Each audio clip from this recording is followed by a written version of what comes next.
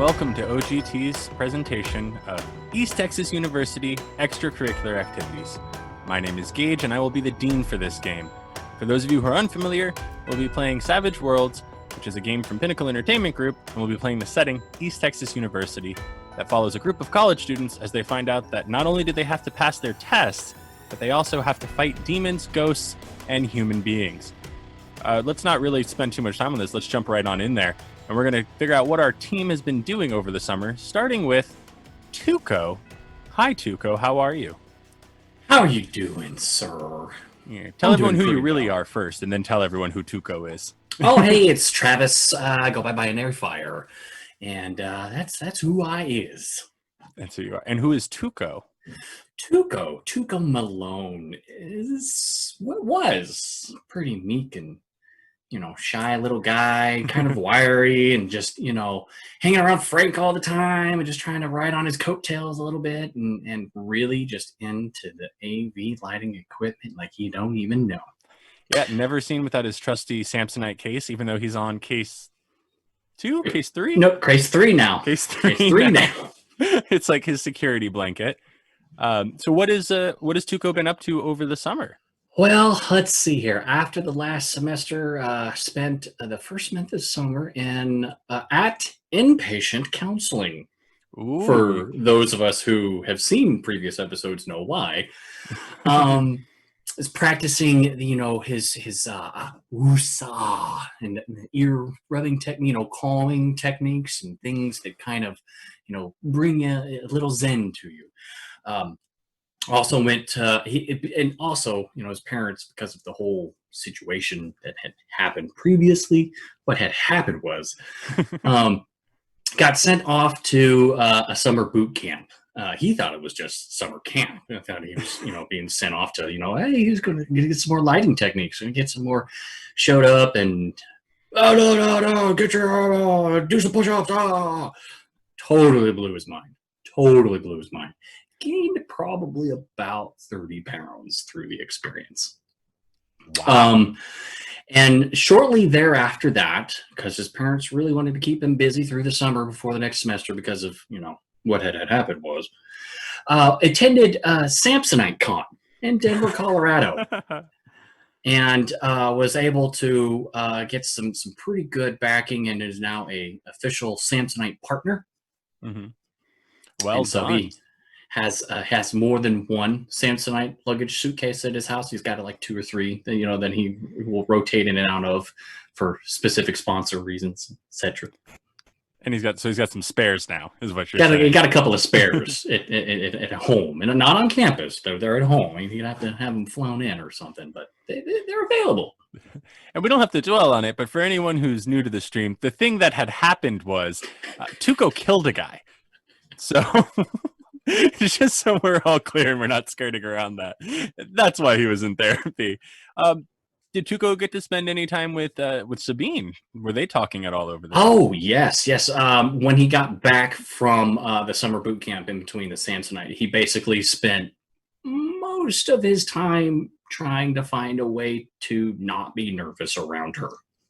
and he's trying to, follow what Frank kind of does a little bit. He's trying to be a little boisterous, trying to be a little, but always at just the awkward time, just haven't dialed it in yet. Excellent. And what is Tuco most looking forward to this year at East Texas University? He's really looking forward to getting back to the psychology group. He's got some cameras to go along with some of his lighting equipment, and picked up this thing called a speaker box. Ooh. I don't know if you are aware of it, but it's a box that you plug it into an amplifier, and it puts a reverb and a delay, and it's like to pick up ESP and to pick up like stuff through the spectrum. And the speaker box goes through the AM FM spectrums, like from lowest to highest, like this. Oh, so it doesn't stay in one spot, but it goes back and forth, and the whole point is to try and catch the sounds of the paranormal. Yeah, I have a feeling you and Ricky are going to have a lot of fun tinkering with that and just getting it exactly the way your group wants. Well, excellent. And thank you, Tuco. We're so happy to have you back for your sophomore year. Let's go over to Frank Talamantes, who is our resident actor. Chris, why don't you go ahead and tell everyone who you are and who Frank is? I would love to. My name is Chris Hussey. I'm playing Frank Talamantes, as you just said. Yeah, I do a bunch of other things, but we'll save that for the end. Frank is now a junior theater major at ETU, and he over the summer he really during his sophomore year, Frank kind of started to really get serious about his craft and his eventual career and what he wanted to do. It all really happened after the first initial incident, and that just kind of changed things for him. And he continued that over the summer as well, to the point where he did, of course, as all theater students do, they try and get involved in summer stock theater, and he did.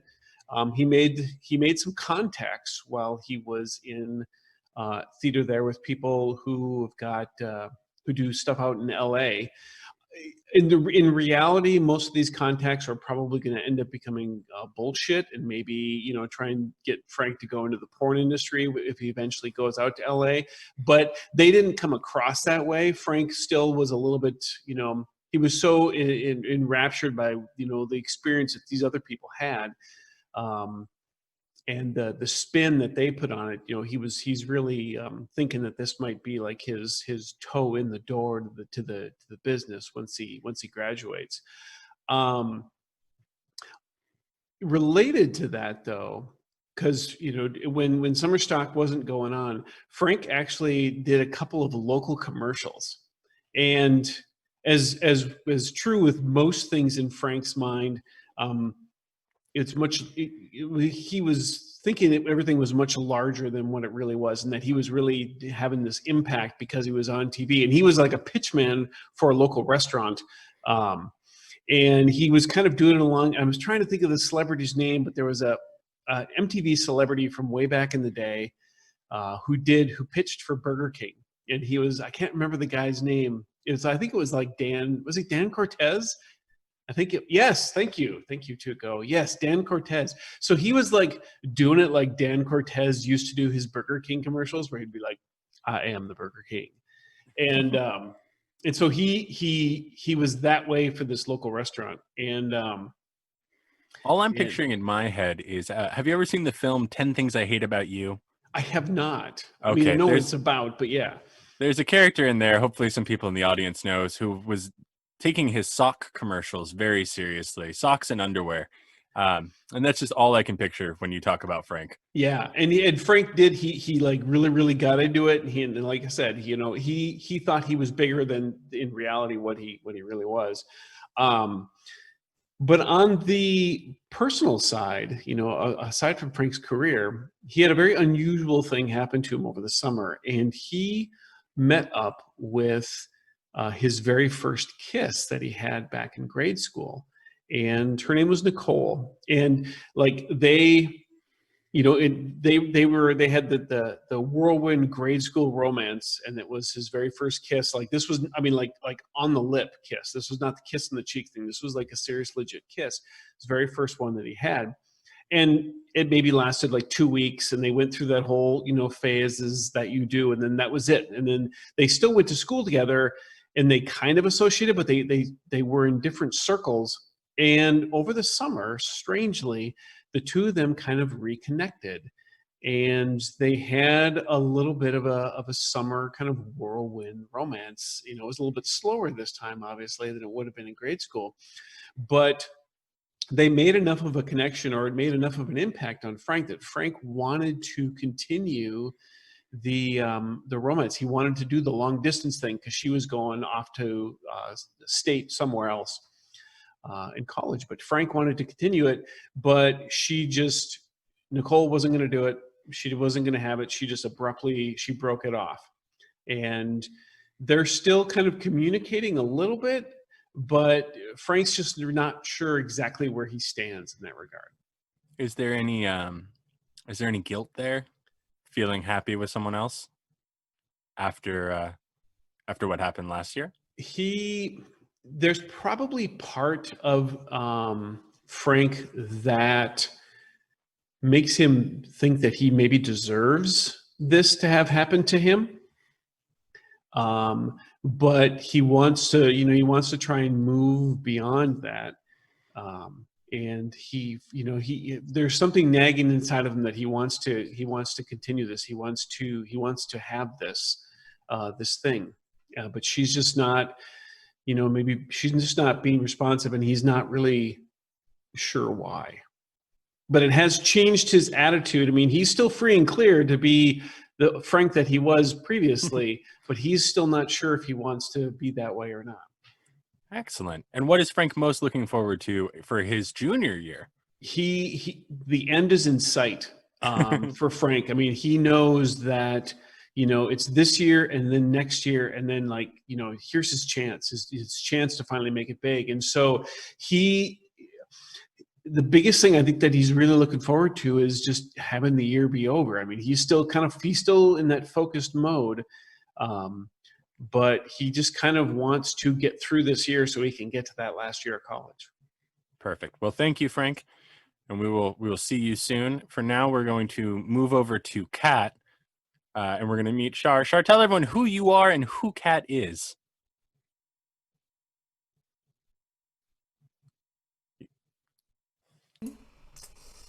So I am Charlotte Eargang, and I like to talk when I'm muted. I have that feeling about you. Sense of my ability to project my personality with just my body language. So I am half of Irregardless, which is a role-playing game design studio. We do layouts and logos and stuff. And I am playing Kat Kenworthy. An ETU native, so going home, a Pine Box native. So going home for you was a much shorter trip than everyone else. It was. I only let Amythest know my real address. Ooh. Because she crashed on my couch, which is actually like a guest suite with its own bathroom and a little sink and everything in there.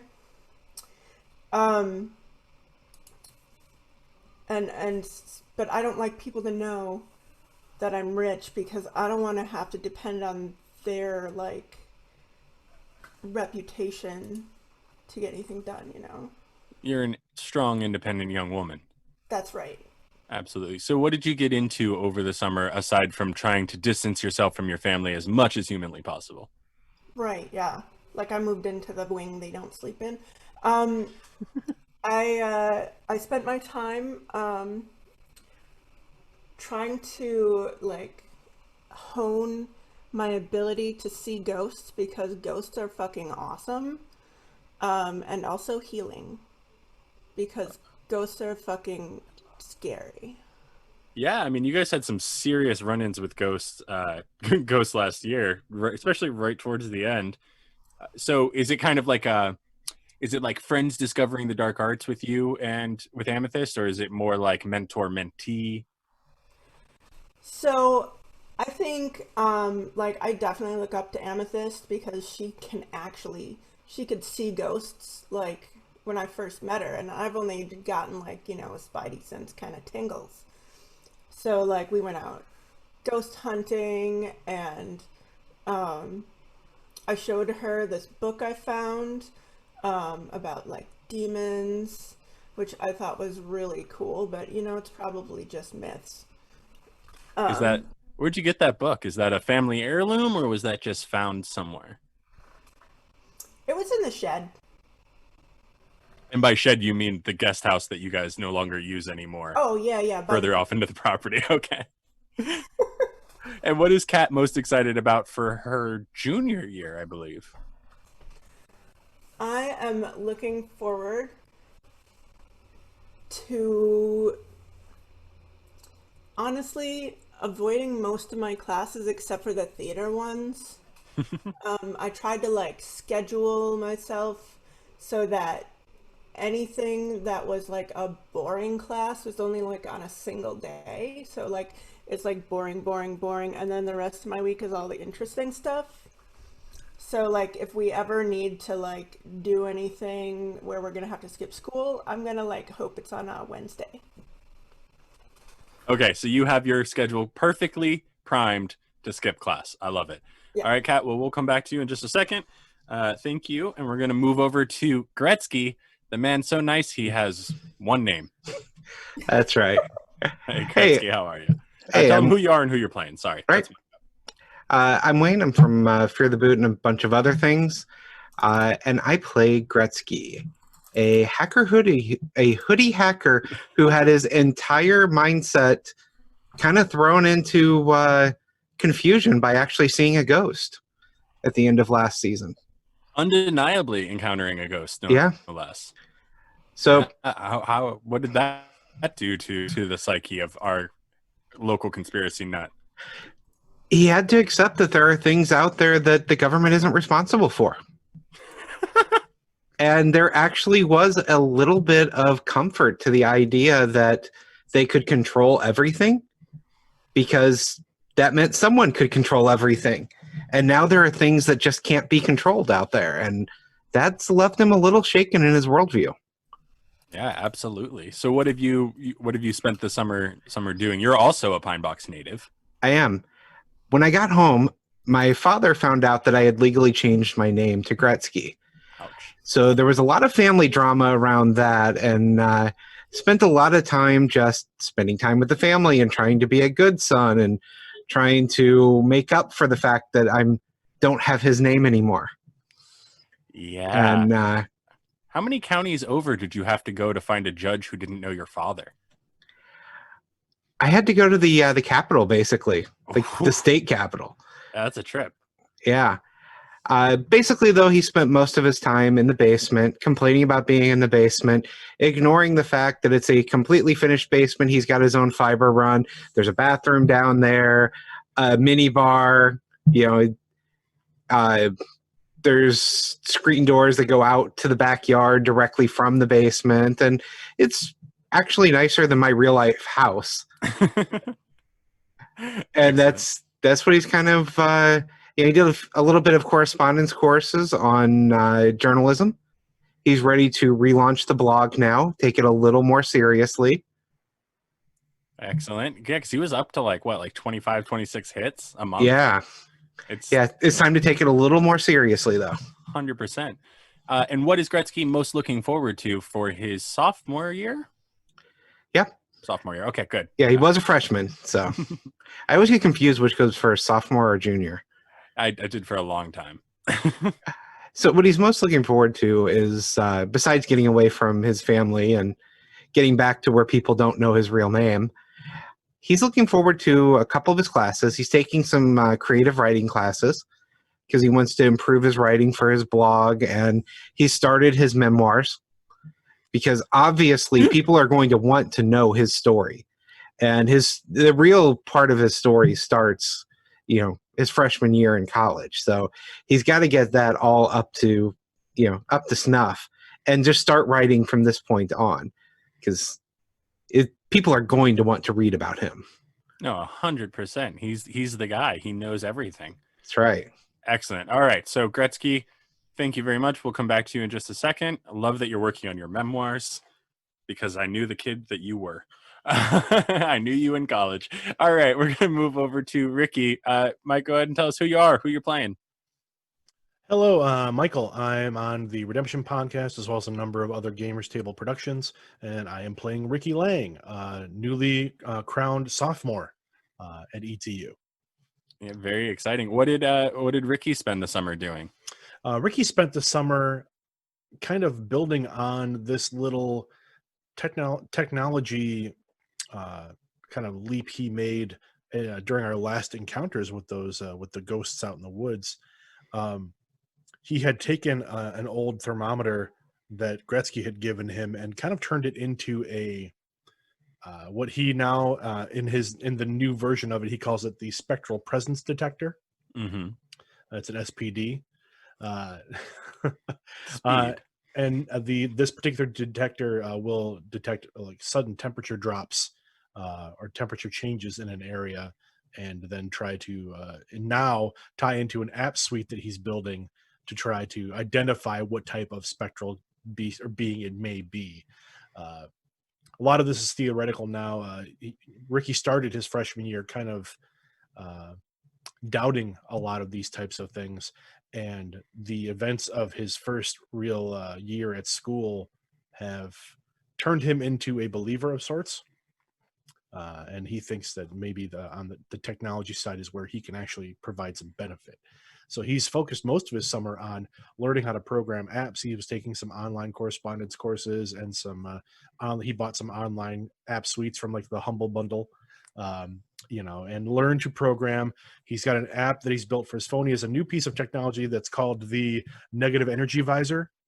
That he turned an old like $10 $10 VR headset into a plug-in for his phone that he can use. And again, part of this application suite he's developing. So that's kind of how he spent his summer. He did get into a bit of an online relationship with someone from Reddit, but they've never met. They've never spoken on cam. It's only been texts and direct messages. So we'll see how that goes for Ricky this year. So ghost goggles and an internet partner. Internet partner. Ricky did also try to dedicate himself. I say tried to dedicate himself to losing a little bit of weight, getting a little more fit. Nice. He had to do a bit of running and fighting last year, and he was not very good at either of those things. So he's focusing more on the running side than the fighting side. All right, perfect. And what is Ricky most looking forward to in his sophomore year? He got into a couple of advanced programming classes thanks to some of the studies he did over the summer.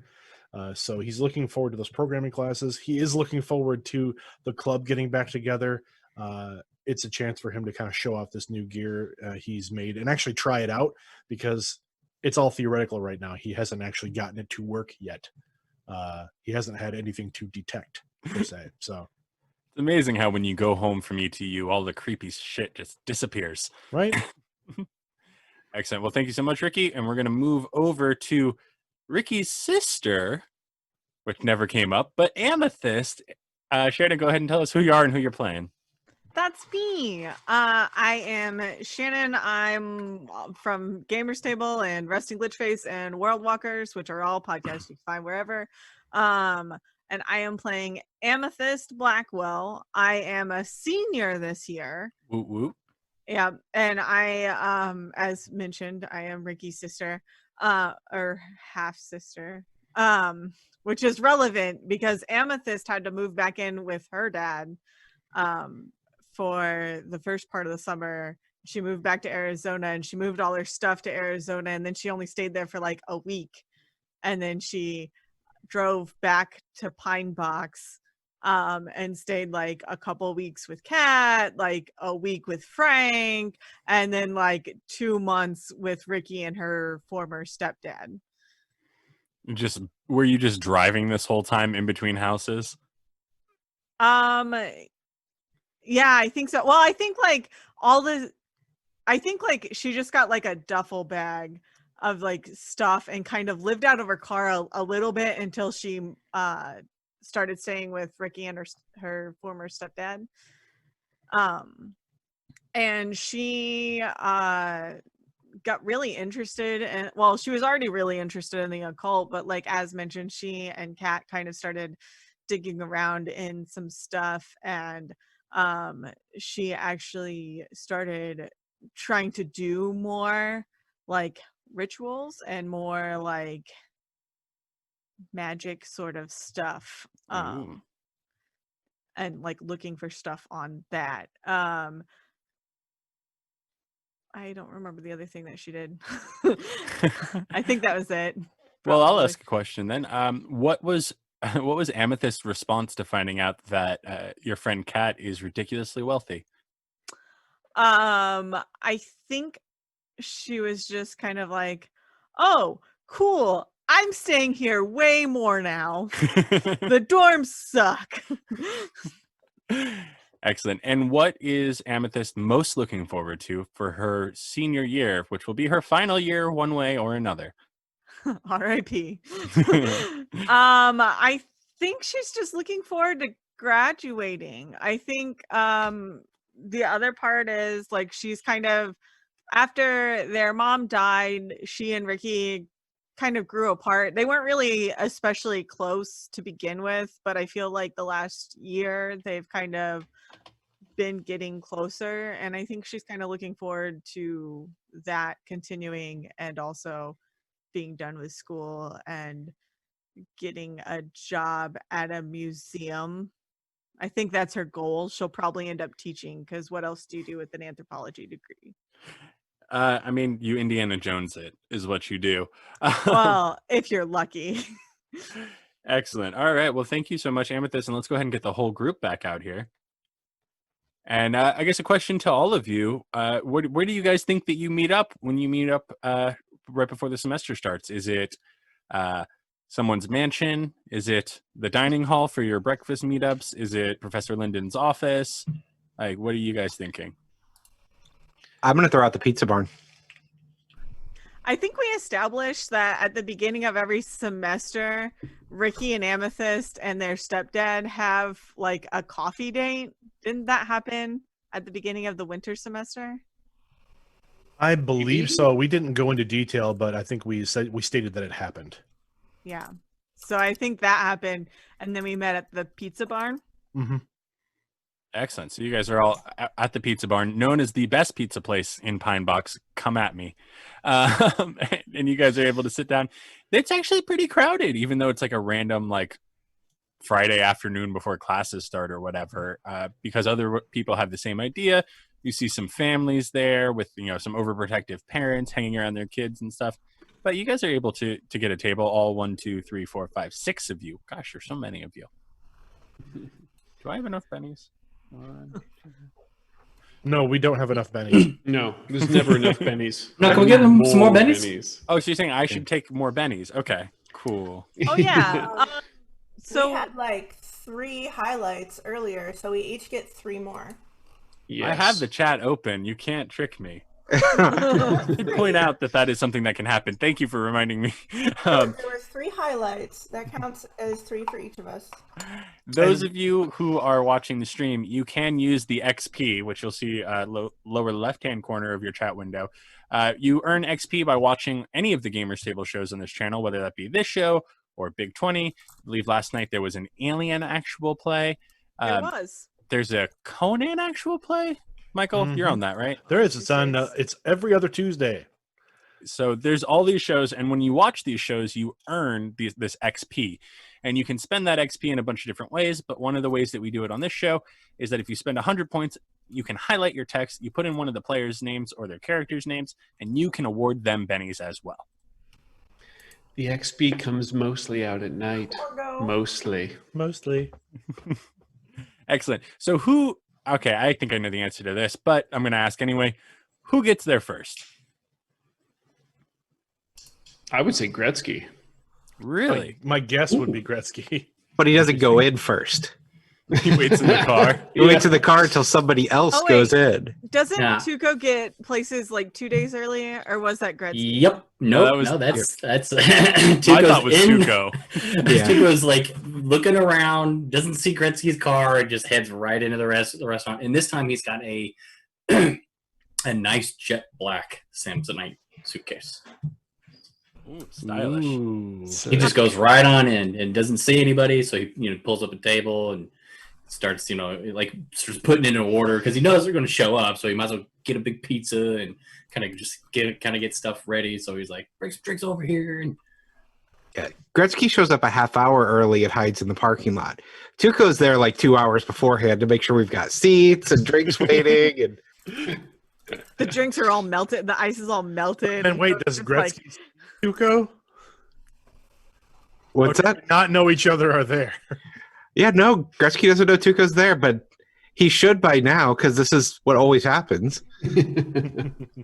I just picture Tuco just just little Tuco, just sitting there as all of these big crowded families try to get seats, and he has blocked off 2 tables, and he is just nope, they're coming, just for like an hour. I'm that guy. You're you bring extra coats just so you can put them on chairs. I brought my own napkins. Before we get too far into this, it was mentioned that none of us remember whether or not we did the past exam, rolled on the past exams chart. After So the we past do chart that exams. live. That was yeah, we did that off camera because that is going to be used to Oh, twist into existing stuff. We can do Oh. it again if anyone Ooh. forgot. It's okay. I do not remember. Yeah, no, doing I this remembered. at I all. remembered passing the class, but I didn't remember us rolling for Yeah, the none of us on the remember that. Are chart. you sure you don't? Are you sure you're not thinking of last November? Yeah, totally could be making this up. I'm not very good at this. I'm just the guy who talked Eric into letting me run Savage Worlds. That's not a qualification, people. All right, so let's just take a quick poll. Those students who don't recall the chart, just that it exists. I've never seen that. Yeah, I didn't see it. Okay, we'll do that.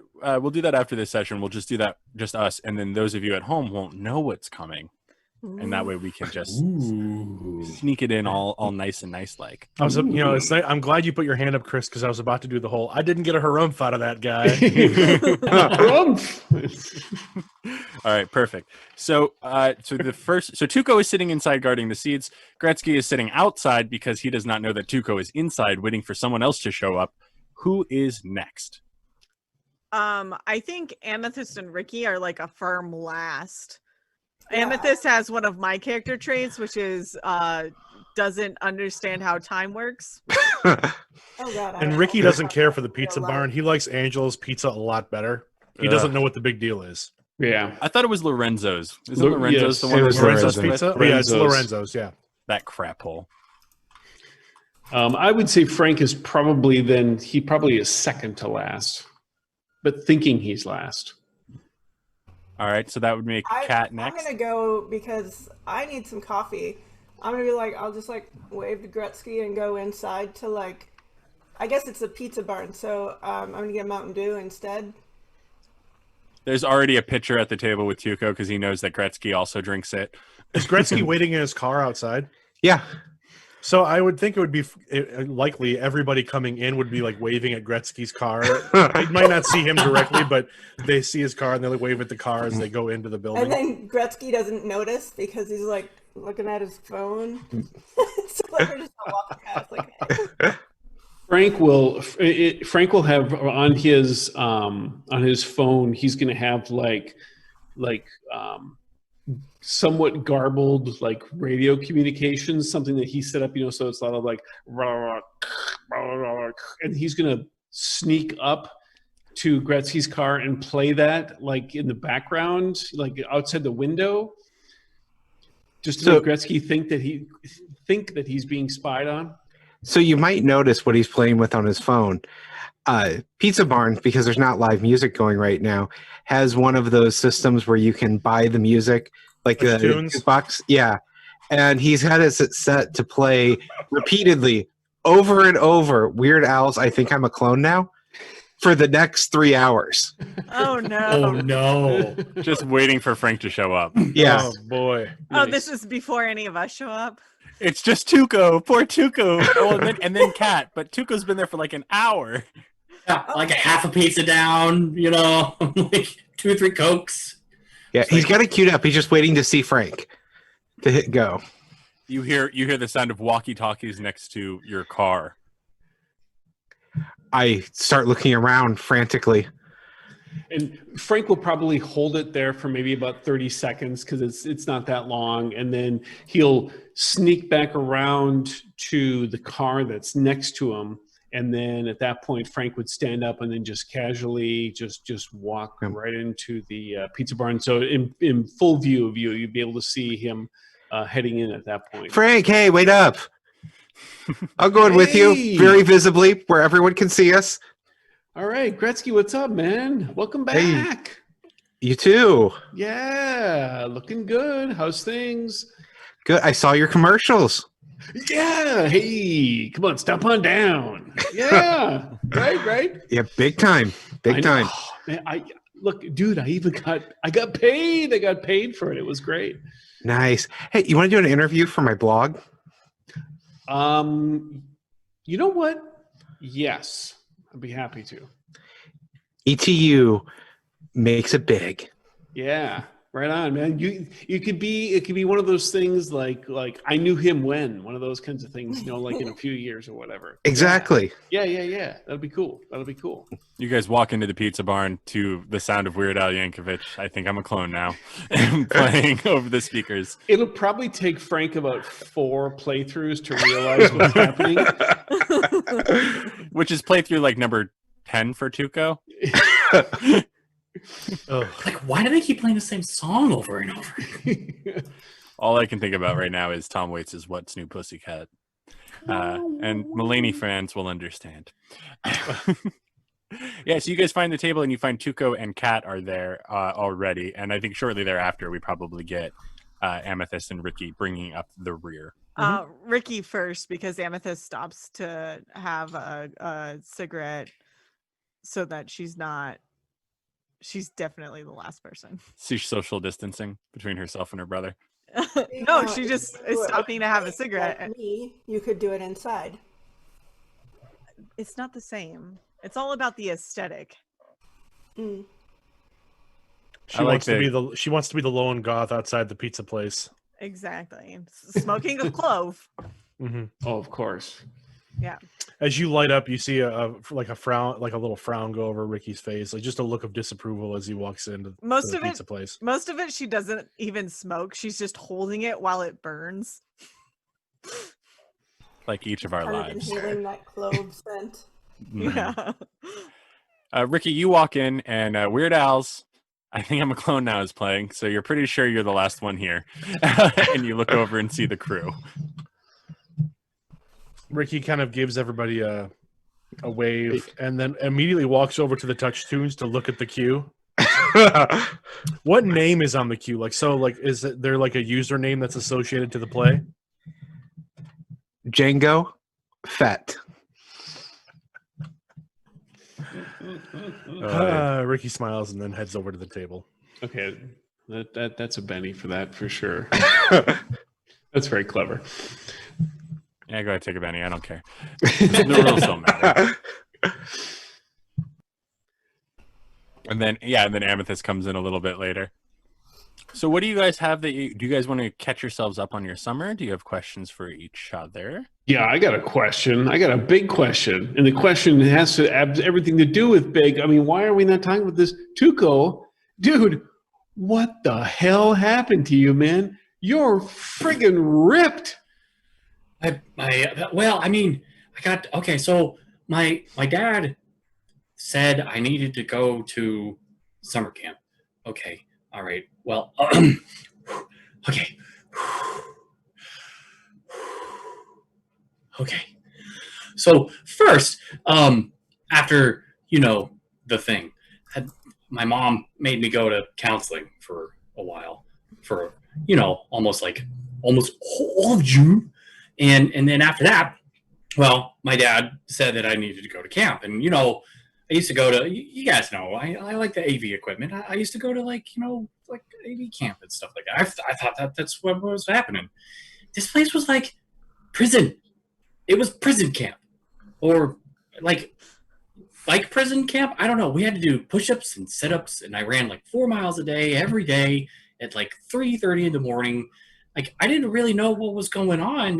And my dad dropped me off and he's like, have fun, and drove off. And the next thing I know, this guy's yelling at me, and I'm so like I was. Did really they try hungry. to brainwash you? That sounds like the kind of camp where they brainwash you. Well, I mean, are you sure you don't have a trigger? Like if somebody says Order 66, you're going to start trying to kill us all? Oh well, I mean, I know how to disassemble a turtle now. So I mean, army now? No, well, it's like no, it was just like a camp. Sure? I didn't sign any papers. It's like a fat camp, isn't Wear it? boots. Yeah, Ricky, kind of like that. Yeah, but you're not fat though, dude. I mean, it squeeze his arm. He's like, this is like some solid shit right here. Ricky's like Ricky's pulling his shirt away from him. He's lost a little bit of weight, but he certainly hasn't lost anything that noticeable. So he's like feeling a little self-conscious next to huge Tuco. I didn't want to go. I thought it was a Navy camp. My dad tricked me, but they wanted me to be out of the house for the summer, like pretty much the whole thing. So they kept me pretty busy. What does your new girlfriend think about that? Well, Sabine, Sarah, she just, I mean, like, okay, like I don't know what I'm doing, guys. I'm always saying the wrong thing at the wrong time, and I don't know. I always end up being. Well, listen to me. This is kind of what I sound like when I try to talk. So, yeah, that's what happened there. And then as soon as I end that sentence, I whip out this shiny, brand new Samsonite suitcase. I roll it around to the side and kind of like throw it up on the side of the table, or I cleared off a little spot for it. But I did get some of these, and I open it up. And when I open it up, like the part that you open up here, it's got like a little monitor built into the top of the top part of the suitcase, and it's got like a little microphones, and then the bottom part of the suitcase, it's got like the foam inserts in it. It's got like shotgun mics and like 3 shotgun mics, 2 corduroy condenser mics. I'm making up stuff, all kinds of microphones. Gretsky's eyes go wide at all the technology in the Samsonite. Oh, Ricky's as well. Man, it's really gonna suck whenever that one gets destroyed. That's okay. I went to Samsonite Con after the boot camp thing that my dad sent me to. Samsonite Con? Samsonite Con. Yeah, like That's every summer in thing? Denver. Yeah, it's okay. Samsonite was born in Colorado, a small town outside of Denver. And the guy who made these back in the 1800s started out there. So there's a small following, and then there's like a convention that grew out of it, and then it's Samsonite Con.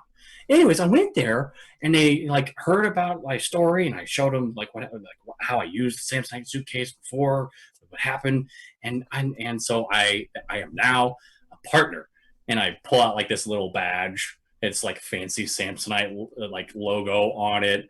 And it's got like a little VIP thing on the back of it. I'm like, I got to go backstage and everything.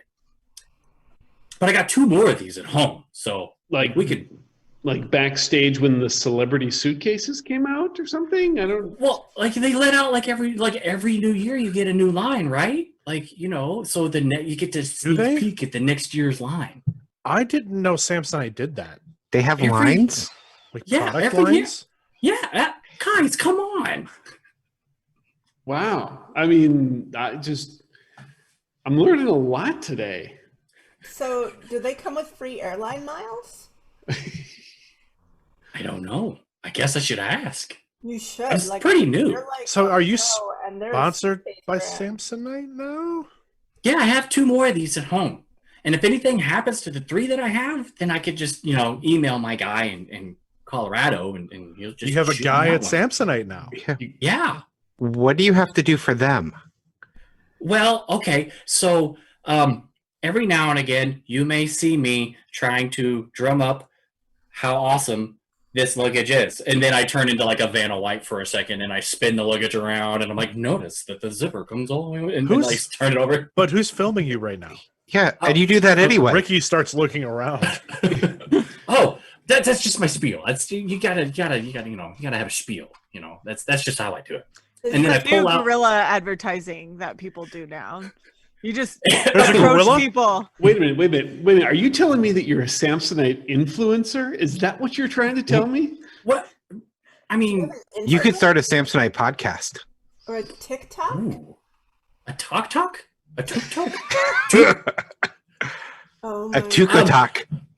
And then I reach into the side of it and I pull out a black box it's about this big and it's about that thick. It looks kind of like just kind of archaic. It's got a couple of dials on each side of it, and I'm like, I go, this we'll be able to hear ghosts with this. And I take it out and I plug it into the suitcase, because the other bottom part of the suitcase has got little speakers, that come in the suitcase. So it's kind of like a little Bose thing. You could have like, a little concert if you wanted to. I plug it all in, and it starts making this really loud, like, and I'm like, if you listen hard, you'll be able to hear them through all that. Tuco, I'm that's just not. realizing that Travis is a gorilla Samsonite influencer. That's where this is all coming from. Yeah. How much are you getting paid to do this, Trav? Chambers Guys, table. I've been to Texas, you- Travis's. I've been to Travis's house. There wasn't a Samsung bag or a Samsonite bag in sight. He's Not making when you were there. that sweet luggage Luca right there. Michael, I can't believe you just made Travis lose the Samsonite deal. I know, right? I mean, You discovered him. but he Once almost got a someone figured it Samsung out. deal because I mispronounced it. So I'm just sitting here waiting to hear from Coke Zero. And so, I just had a really busy time. Like they kept me really, really, really busy. I missed you guys a lot. Like boot camp sucked. It was boot camp. Well, I'm not in the army. I'm not. I didn't sign papers. Probably the reserves. She looks at Kat. Yeah. hey, Gretz, you want to check him to see if he's been tagged? They don't do Yeah, that. we probably should. Right? Did they What? give you any like shots? I mean, you probably have a ARFID chip in there, right? Was that what it is? Like the ARFI chip or whatever that is? Gretzky, where they get it under your skin so they can track you? Yeah, I mean, Well, they get. I got a shot in the butt, but that was penicillin. They said. That was at the bar. my phone can check for RFID chips. Hold on. Pulls it out and takes his phone over to him and is like running it up and down him. Gretzky, what are you? You're acting. No, Did you get? He seems clean. Gretzky, what'd you do this summer? I took a class to get better at my blog. Ooh. How many hits did you get? I was up to 30, but I'm relaunching first day of school. The Darknet Chronicles 2.0. Ooh, I like it. Hey, Frank, aren't you like the Hollywood star now or something? No, man, I wish, but I'm on my way though, brother. I did some. I just did some regular acting over the summer, but I was in some commercials and I got paid and everything, man. I was a pitchman for a restaurant back home. It was great. It was great. I was like their summer guy. I would go out to they would do they sponsored like a couple beach parties and things and all that, and I was out there. If Amy hadn't told me, I never would have known it was you in the chicken suit. Okay, so I had to do that one time, but then I don't know, because they did a number of spots over the summer, and so there was I started in the chicken suit, right? What was the jingle the chicken had to sing? Well, hold on. Let me just finish telling the story here first, and then over time it was boom, got to reveal the man behind the mask, sort of thing. Kind of like the Masked Singer, right? Okay, so Why are you talking about that commercial? His shining one was the STD one. I believed you had chlamydia. Wait, Frank doesn't have chlamydia? no, Frank. I doesn't have was chlamydia. really a lot more impressed with the Cialis commercial, to be perfectly honest. Okay, now I think you guys No, are just him- making this up, well, right? I mean- Is there somebody that looks like me? Because listen. I have You sat in do the have a pretty tubs. common look. Maybe it's your clone. No, oh man. Okay, all right. So are we still stuck on that, you guys? I mean, come on. I think I'm a clone You're the plays one for the that's sitting 20th on time in the background. Have you noticed? Speaking of clones, have you noticed that this song has been on loop? I've heard it 3 times now. I don't know what you're talking about. It's been a different song every time. It's playing on the 20th time, and Frank's heard Dude, it 3.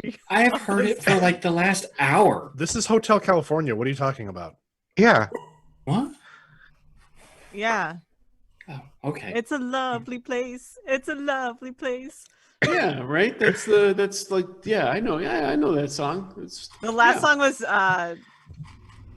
I can't come up with a song fast enough. I've never listened to music before. The last song was "Why Can't I Be You." Yeah, there you go. I'm too young for that reference. No, I that's- don't. Are you know sure it what wasn't that Witchy song is Woman? either. That was 2 songs ago. No, it was Angie Baby. It's After a while, you guys notice that while he doesn't always come to your get-togethers, sometimes the professor does meet up with you guys at the beginning of semester. You know, What? He does? he's a big fan of the Pizza Barn. So I mean, he doesn't really enjoy that place, Lorenzo's, because he has tastes. But he's not here, and yeah, just pointing it out. oh, the professor dude. Mm-hmm. I send in our Paranormal Society group chat. I'll be like, yo, prof, where you at? You meeting us? We're at the Pizza Barn. Yeah, hey, let's do a group selfie. You didn't send it to him. Show him that we're all here. Okay. I take a selfie and I send that in the group chat too. Are you? Well, Frank- Are you still smoking clove cigarettes? You smell like cloves. Oh, well, yeah, you know, That's what she does. She smokes cloves. She sees dead people. All right. just normal stuff. Yeah. Vape But cloves. Frank, I thought we had dealt with this already. Clones can be cool. I mean, Boba Fett was a clone. The clone troopers were clones. Scarlet Spider was a clone. Superboy was a clone. They were all cool. I mean, until their programming's all snapped and they tried to kill people, but that hasn't happened to you yet. If anyone's gonna Yeah. have programming snap and start to kill people, it's probably gonna be Tuco. Yeah, after the summer. Oh Yeah. yeah. No kidding. So no, my therapist, she told That me she taught Samsonite me program is gonna backfire on him. Is that what we're talking about now? No. Samsonite program no. to kill people. No. You know, No, double did you learn program. the secret luggage unlocking key? It's 000. We all know that. That's right. That's right. Yeah. Once we figure out his combination, you're gonna lose it, man.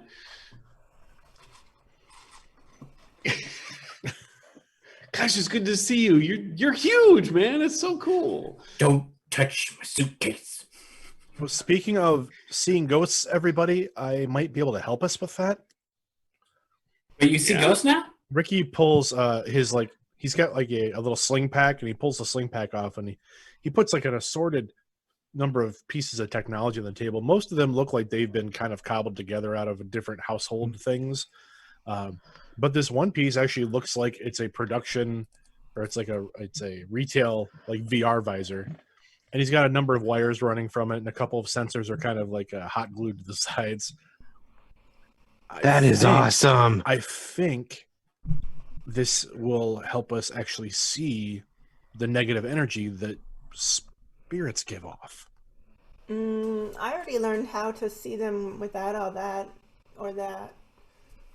Amythest taught me. Well, I mean, that's great for you, Kat, but Yeah, it some is. of the rest of us can't. So Yeah. maybe this will help. Seeing is the first step. It's Then, once you know how to just see it, enough you can that stop they it. Come out, and It's- then you can see them. It's theoretical. This is theoretical, though I haven't had a chance to test it yet. I was kind of hoping that we would maybe get into something with the club soon. I upgraded the detector, the spectral presence detector, and I hold up basically like a really funky version of the thermometer that Gretsky had given him last semester or last school year. But there's been a lot of work done to it. It's actually in like a custom casing now. There's an LED screen on it. Like it's a little bit fancier. Wait a minute, Ricky, dude, did you made that? Well, I mean, yeah, it was just I took stuff we already had and Right, but like you put it together to like make it into like a new thing. Is that? well, yeah. So doing this last year with the thermometer, kind of, we really don't have a lot of stuff to help us see or deal with these things. Right. No, I'm just saying, like, hey, man, that's like really cool. That's like really cool. Like you made this. I mean, look at. I mean, I can see like the lights and shit going off and everything that's on there. And I mean, the aesthetics are pretty cool. I'm really impressed, man. Amythest kind of gives Ricky a look like, we talked about this. He's trying, sort of look. And Ricky looks back at Amy and is like, "Thank you, Frank." So do you think you could create something to bust them now? Like if this works, is this the first step? Yeah, Well, like the movie, it's all right? again, it's all theoretical. Like this, we know the thermometer thing works because it's just detecting temperatures, but the visor, it's supposed to be detecting energy signatures. And well, I got it tied into this, and he pulls out his phone and he scrolls a bit and he pulls up this crudely coded app that's on his phone, and it's got a picture of it's got a picture of a cartoon ghost on it, and there's like 4 or 5 different headers, and like one of them is for the visor, one of them is for the thermometer. So all of those things tie into this. I can make it available to everybody here who has a smartphone, which I think is everybody. Yeah, Kat and I did a lot of research on like Ghost and how we could do this, and then I took some of that and I helped Ricky with this. I mean, he did all the tech stuff. So it basically I told him theories. Yeah, no, it's so the app will help us try to figure out what they are, right? Like, All right. So the professor's given us categories before, so I threw those in there. Like the temperature mixed with the energy spectrum should be able to tell us like what we're dealing with if it works. So we you- need to go to the cemetery. The third tree on the left from that path that goes like windy, kind of like after it Oh, yeah, passes yeah, that other path. right there's a after- ghost there. I tried a couple of the haunted spots in town over the summer, and I didn't get any readings off of anything. So Did you Maybe try it's just school? A me. bunch of people have died there. I didn't go back to school. I tried, there's a couple of houses that apparently had some murders in them and they were supposed to be haunted, and there's a old abandoned factory. I went to those places, but none of it's worked so far. So I've still got some tweaks to do, but we might be able to see ghosts, not just outside of the trained eye of Amy and Kat now. We'll see, I guess. I tried to talk him into going to the big thicket to see the lights of Saratoga, but Nope. I Hey, did Rick. not make it. Did not make it. it would have been awesome. Well, now that we're all back together, man, maybe we should go out there, right? Let's field test this thing out there, man. What do you say? I mean, Ricky, yeah, we could do this. This would be great. Actually, now that I see And then we Tuco- can make a film about it. Tuco, now that I see your new suitcase, can I try something real quick? Sure. If you don't I was mind. actually, If you don't mind. no, I don't mind at all. I was just going to ask, and I pull out the spirit box, and I'm like, maybe you can. I mean, this does sound. All right, so maybe we can tie all this together. You've got that kind of portable monitoring system. Yeah, I just kind of scoot the whole suitcase, just kind of en masse, just scoot it over to Ricky. Here, give me your phone for a minute. And then I hand him my phone. It's like this And older Cosierra phone. Ricky looks at it like skeptically. He hits a couple, he does a couple things on his phone. Then he taps the phones back to back. There's a ding, and he gives him your phone. He gives you your phone back. He's like, "Okay, you've got the app now. Try linking your phone to your monitoring devices."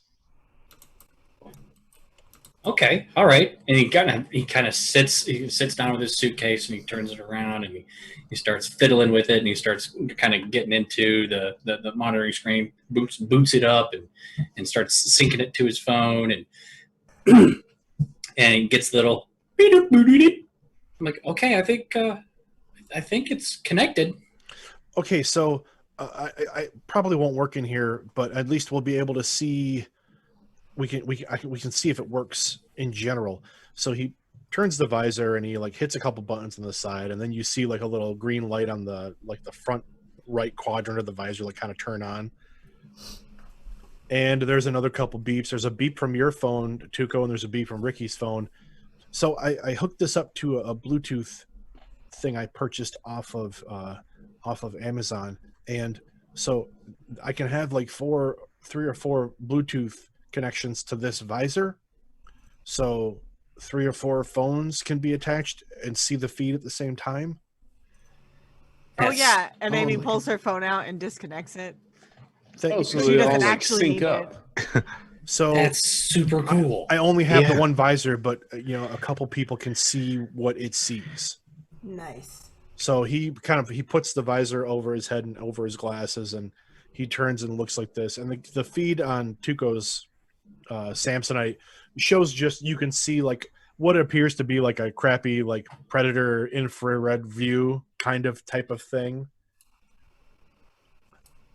That's pretty freaking cool, man. You made this? But I don't know what ghosts will look like on it. So we got to dial it in. So yeah, it's like picking up energy. It's picking up our energy signatures, heat signatures, and such. So temperature is involved.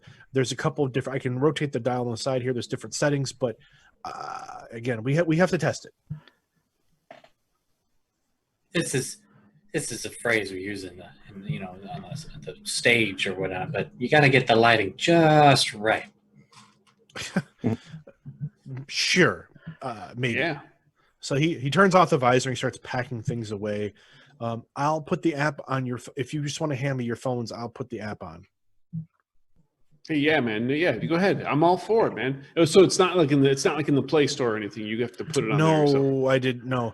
Okay, because I've been like searching here the last 5 minutes and I can't find it. So Well, no, okay, here I Frank actually has have an to, iPhone, and so it's not compatible. Yeah, right. This is not a certified app. It has to be run in dev mode. So I'll have to do something. Let me. Is that like a coder guy or something? Dev mode? Is that who that is? And Ricky like takes a second and says, "Yes, Frank. It's a coder thing." And he looks at Gretsky and Gretsky's already rolling his eyes. yeah, Ricky rolls his eyes back. Okay. Oh, so it's not a person. No. Dev. Developer. No, well, mode. I mean, because it's like Your phone has a developer mode. Oh, developer. that you Okay, have to because you turn- said yeah. that has to be turned on. That's me. You said Dev. I thought, I know a guy named Dev, and so that maybe not like they would like know each other, but No, nope. It is definitely not the person that you know. I'm not turning them on. Are you sure? you might. You don't I know mean, who's on Reddit. True. So Ricky starts like just installing the app on everybody, and anybody who puts their phone on the table, he'll start turning dev mode on their phones and then switching their app, putting the app on their phones. So Amethyst where's already has the? it. Yeah, where do you have the code? Because I reinstall this like every couple days. I'll share it with you. Hold on. Okay. Ricky's eating some snacks. Sorry, I didn't expect the He's question eating there. I was trying to appetizers. Not He's sure. picking the jam a- last jam a bits couple- off that last pizza. jam some He's shoving pretzel, pizza in his mouth. jam some pretzel pieces in my That mouth when I wasn't crunchy talking. And pizza. I'm the guy that eats on cam. Hi, everybody. That's okay. I went to pee. While you guys are getting your phones back and looking over, you have not heard anything from the professor. Yeah. So has the professor applied yet? Because we kind of need him. No, Not no like- one said anything. Because Yeah, there's more not people like- in our group besides just us. We're just the cool ones, right? Yeah. Exactly. I think we just need. Let's just go there and find him. I'm sure that he's. We're pretty much done here. Ricky was just taking the last bits off the pizza anyway. So let's just pay for this and let's go. Plus, we already figured out how to get into their office. We might as well just go back. Hell yeah, Oh, Cat's got it. Just as a thing, Ricky's actually eating some trail mix out of like a little Ziploc bag. He hasn't touched the pizza. He's drinking water. Like Making healthy lifestyle he's choices. trying It's- to be. We could go whenever you want. I already paid for all this. Wow. All right, Samson. Okay, man, let's go. Cool. Making that big Samsonite money. Sponsorship Yeah. has its privileges. He's like ripped like Samson, and he's got Samsonite. Never cut your hair. Maybe Never his cut muscles are made of Samsonite. Gretzky, maybe they gave him some implants. It's like the carbon fiber stuff. You didn't see anything when you looked at him with the goggles, did you? I mean, he Because looked that like would he put was- off energy. He looked extremely warm. Mm. Are you saying he's hot? Say he looked. Yeah. I'm saying he looked as though his temperature was high. Come on. No, definitely hot. Amethyst grabs a to-go box and puts the last 2 slices of pizza in the to-go box, and she's going to take them for the professor. Aw, that's so sweet. Good idea. You gotta, it's senior year. You really gotta butter up those professors so that you can do the least amount of work. That's how that works, right? Even in college. Mm-hmm. Yeah. Lyndon likes you guys anyway, so it's okay. Yeah. All right, I so yeah, started you guys. packing everything in and putting everything in the suitcase and get it all shut up and wrapped up. And I'm like, okay, so do we just want to go by his office? Yeah, he should be there, right? Admin's all at campus already, doing whatever they have to do, preparing syllabi. Well, I figured we could either go by his classroom or we could go by the office if he has his office hours. Well, the semester hasn't started yet, so there's not really office hours, but he's probably there because, you know, gotta get the work in before class starts on Monday.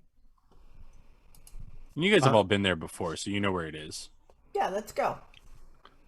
Gretsky gets a notification and he sees a little pop-up from a site that's similar to like a box.com. And the package that's been routed basically says Arlang -spirit. Oh, is it Spirit Scope or Spiritscape like .apk. Okay. First, he dumps it to his sandbox and make sure that there's nothing special in it, and then he'll install it. When you guys talk about this stuff, I don't know if you know how dumb I feel.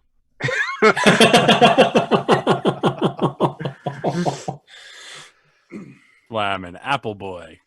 I don't have to think. Truer words never spoken. All right, so you guys pack up. I imagine it takes Tuco a little longer than everyone else to pack up, per usual, and you make your way in 6 separate cars, or maybe 5. I don't know if Ricky and Amythest ride together or Yeah, ride I separate. think we did. Yeah. And you guys make your way to the office. It's a gorgeous day. Summer in East Texas is just these like not a cloud in the sky, gorgeous day. And you make it, and you go to knock on the professor's office, and the door opens, and the professor's not standing there. Instead is a woman, probably close to her early 30s, with black hair back in a bun, or sorry, dark brown hair back in a bun and glasses. And she looks at you and goes, "Oh, hello. Hi. Hi, how are you? And how may I help you?" Great. Where's Professor Linden? Oh, are you his little club thing? Yeah. He left a letter for you guys. A letter? Letter? He couldn't have emailed us? And she walks. Yeah. Why didn't he just send a text message? What Yeah. is this? 1992? I honestly don't know him that well. I was just called in to cover his classes while he's on sabbatical. He's on Whoa. sabbatical. Sabbatical. Did he get eaten by a ghost? Well, you usually don't take sabbatical for that. You're usually just, dead. Did they send more Putty Patrol after him? Is this like new professor hazing humor? No, it's No. a club thing. It's the club thing. Yeah. Oh. I'm- Well, I'll I'm- be overseeing the professor's classes, but I had no intention of taking on the paranormal psychology club. Well, Why? what about us? To have a club, we need a faculty advisor. Yeah. I'm sorry. I have a lot on my plate. I'm already going to be like catching up on syllabus, and it's a new school, and I need to learn things. Oh, yeah. Like You don't have to do anything. You just have to sign your name. And you get pizza. And she holds up the pizza that she brought.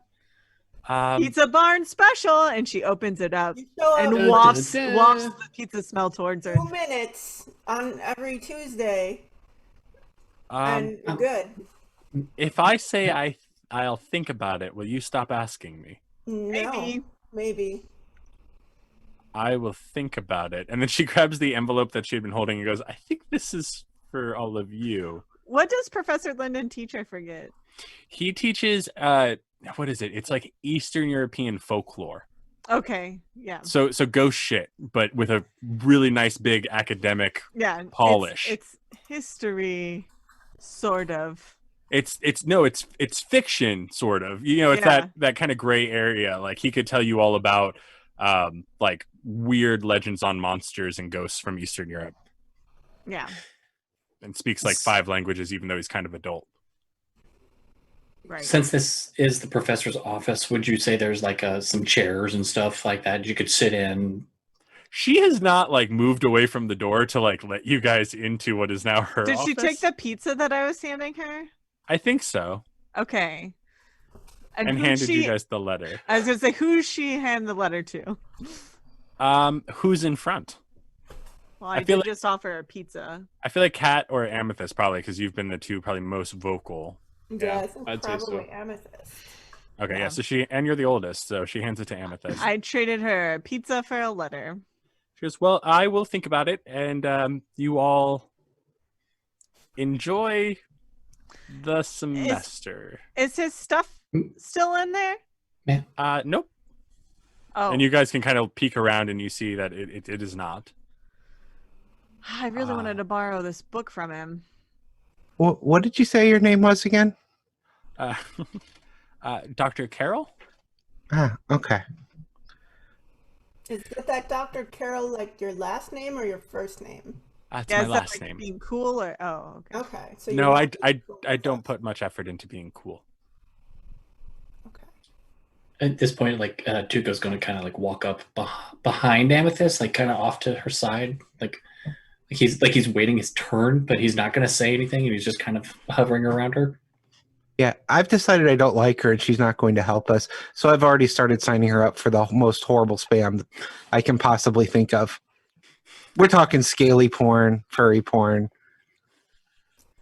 After when we all kind of walk away, Frank will do a quick comeback, and he'll kind of like lean into the door frame a little bit, arms up, just kind of hanging. Amethyst grabs him by the back of his shirt and drags him away again and says, "Thank you so much, Dr. Carroll. You were really helpful. Thanks for giving us this letter." You're very welcome. And she like closes the door as you leave. Frank will mouth as Amethyst is pulling back. Frank will just mouth, "We could really use your help in the club." So Okay, bye. So when all this occurs, Tuco doesn't move. So they're leaving. She's talking about shutting the door. Tuco's still right there, right in front of her, where Amythest had just walked off, and he's just kind of like rubbed his arms like this. He's trying to control his breathing. He's just could I talk to you, please? And you see she was like this far away from having the door closed and her freedom. And she stops. She doesn't open it up again, but she stops closing it. And she goes, I'm sorry, what did you need? Okay, and I kind of like lean in a little bit because I don't want them to hear me. I'm like, Dr. Carroll, right? Yes. Have you read up on all the news around here? Yeah, last semester. Then Stuff. you like the opening of the new water park. Okay, never mind. I really need this club. I really need you to sign whatever it is you got to sign so that we can have this club. And please. What was your name again? Tuco Malone. Mr. Malone. I will think about it. Oh, okay. And then I turn around and I'm like, and I try to catch up with Frank and Amythest. So, Amythest is going to go ahead and after she doesn't have to hold on to Frank anymore, after she has successfully drug him away, she's going to go ahead and open up the letter. Excellent. Okay, so the letter reads, Dear Club, my sincere apologies for not being able to deliver this news in person. Time was in very short supply. I've accepted the opportunity to study ancient Mayan ruins that are a host to several paranormal sightings. The program started. The program started very quickly, and it was all I could do to get the university to approve my sabbatical. While I'm away, Dr. Elaine Carroll will be overseeing my classes. Please welcome her graciously.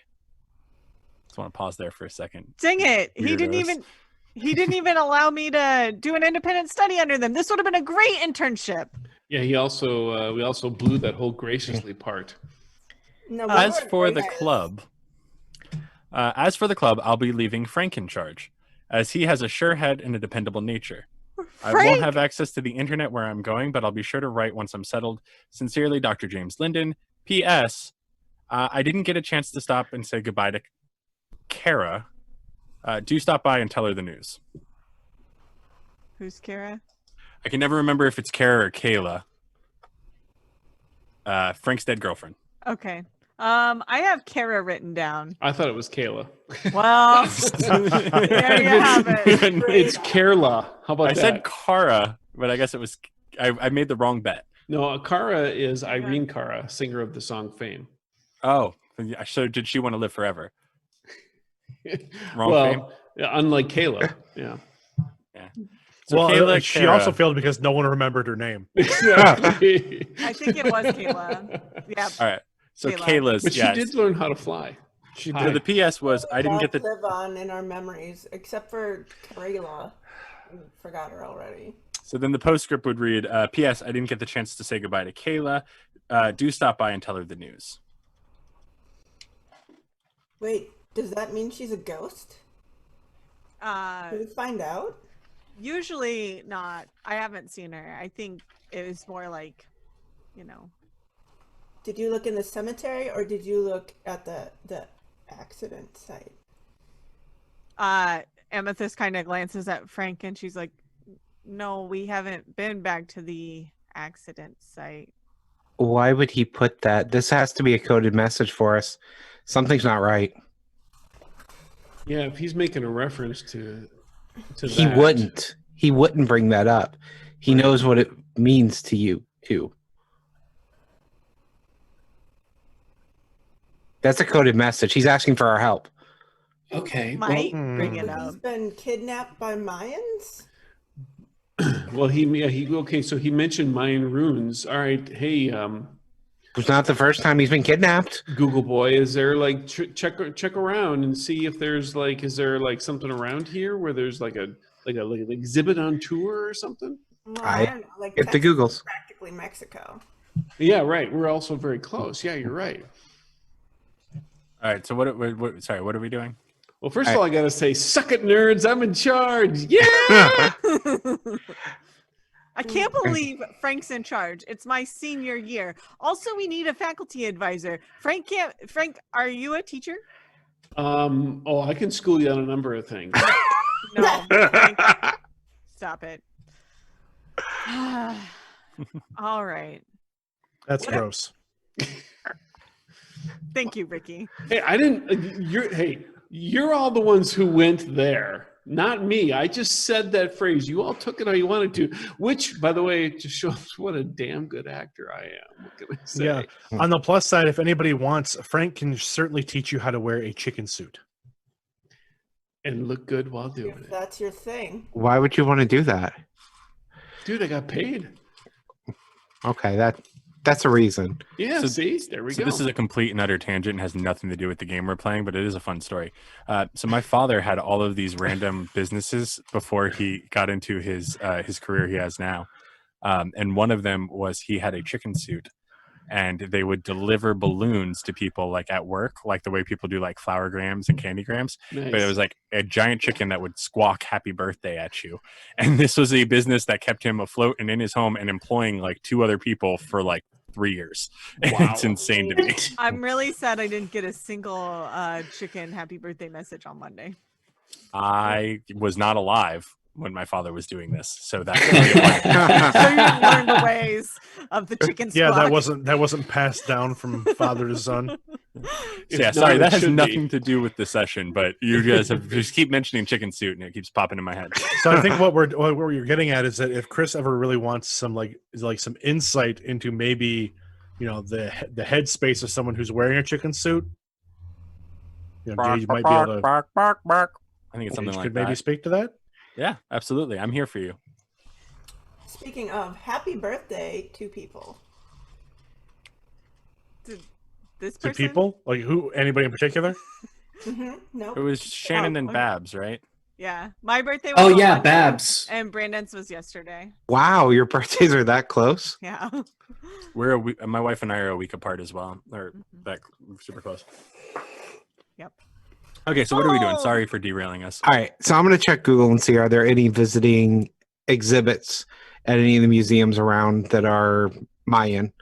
Okay. Yeah, go ahead and roll your. I guess that would be. Research? Yeah, totally. I'm gonna start making a list of professors I've had and who I like and pros and cons and who we want to get to be our faculty advisor. I'm going to Excellent. start making a mental note about how I want to redo the clubhouse. 8 on research. It's just a study room. Like I'm in charge. Shush. it's not even the same study room every I time. said shush. Yeah, there's nothing Mayan in nature nearby. Like the nearest thing would be maybe in Dallas. There's nothing close. I mean, he has to be asking for help. Otherwise, why would he, encode a message to us like that? Well, would have been a great opportunity for him, and he might have just taken another job. Okay, but okay. All right. In all seriousness, I mean, yeah, that's certainly possible. But all right. So if it's not Mayan, if it's not had nothing to do with Mayans, then maybe the fact that he mentioned the accident, maybe it has something to do with that location, that spot. You want to go there, Yeah. Frank?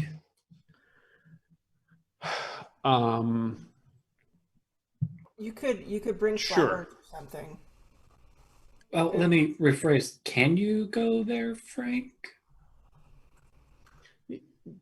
Yeah, man. Yeah, no. I can go there. I mean, hey, we're all a group, and yeah, cat's nuts not a bad idea. Bring some flowers, and yeah, and you know what? And Ricky can try out his new thing. I mean, I'm not saying that there's going to be like a ghost there. I mean, because there's not going to be a ghost there, but I'm just saying, we all know something happened there, so we can, maybe the deer will be there and we can try that out. We might be able to find the deer. Amythest gives Frank a look because he's doing that thing again. I'm gonna walk up to Frank and I'm just gonna kind of like grab his shoulder and let's just like, it's okay if you're not okay. No, man, I'm good. I'm good. Okay. I'm good. This is hey, look, if I didn't want to do it, I wouldn't have suggested it. How about that? Okay. You're just talking funny. You don't talk like that, Frank. He's trying to be a leader. Yeah. There. Ricky. Right there. Yep. That's it. Okay. Just checking. Ricky kind of like, after he says it, shrugs his shoulders like, Gretsky's still playing on his phone, and he has this idea pops in his head of, well, Frank died and came back. So he starts looking up her and just seeing, is there anything on social media? Did she show back up? the new professor? No. No. Kayla. Kayla. Oh. Go ahead and roll research. See what pops up. Ooh, that explodes. 17. Oh my goodness. So you don't see anything new. It's all people posting to her wall and like, the memorial, like that one girl that she's been really good friends with since she was in like 3rd grade still always posts like on her birthday and on Halloween because that was their favorite holiday together, like that kind of stuff. Yeah, the fact it hasn't been taken down and doesn't disappear, that's enough for him that, okay, whatever conspiracy brought Frank back didn't do that here. Yeah. That would be really, really cool if a game master had thought to do that shit. And really cool. All right, Frank. Well, leader, Yeah. lead the way. All right. Okay. Amythest has a whole Trello set up about possible faculty advisors that she shares in a new group chat that's just the 6 of us and doesn't include Professor Linden or any of the extras like Monroe and whoever else might have been in this club. I like to think Monroe gets that text anyway. I don't know why. Something about Monroe. She accidentally adds him. It was like she was just trying to remove everyone. Yeah, and once you add someone, you can't remove them. Yeah. They have to remove themselves. But Monroe doesn't say anything, so it takes a while for anyone to notice. Yeah. Yeah, so you guys are making your way out to the I'm spot. gonna cross-reference this Trello with knowledge of who might need a research grant. Okay. Oh yeah, that's that you I think you can add like that if everyone like everyone has the permissions they need to like add extra stuff. Oh yeah, but I'm just gonna put like a plus next to them because like I don't want to like be known as the rich girl. I'm going a different route, and I'm starting to look up dirt on each of them and add that on a notes tab for leverage. That's the right title. It is leverage. I like everyone's approach to this. Amythest is just like them, didn't like them, liked them, didn't like them. Kat's like, they need money. And Gretsky's like, these are the shittiest people. Oh, I'm looking to blackmail them. Yeah, I have a shiny new intimidation at D4. Ooh. All right, perfect. So you guys are making these edits while you guys are making your way out to this, this stretch of highway where, on a fateful night, a little over a year ago now, Frank? Would have been at least a year. Well, for sure would have been. Yeah, it's like a year and a half. Year and a half, yeah. Year and a half. Amythest and Frank, do you guys come out here ever? Did you used to? I think that probably after it happened, like sometime within the first month or 2 months after it happened, Frank came out here once. And then it didn't sit well and he never went back. I think kind of the similar things like Amythest went out there, but she didn't know until recently that it was more than a car accident. So I think like right after, like she went one time and like laid like a flower by the side of the road or whatever. And then I think after she and Frank had that moment when Frank died, I think she would have gone out there again. Did he though? Yes, he did. See, this is what happened. You guys got the professor to believe that Frank had died, and now the professor's gone. So. Oh no! Yes, you guys make your way. There's nothing really special about this stretch of road. It's just a random stretch of road with the forest on one side and kind of just open area on the other. Frank, I'm sure you're dealing with a lot of memories that you would probably not want to remember.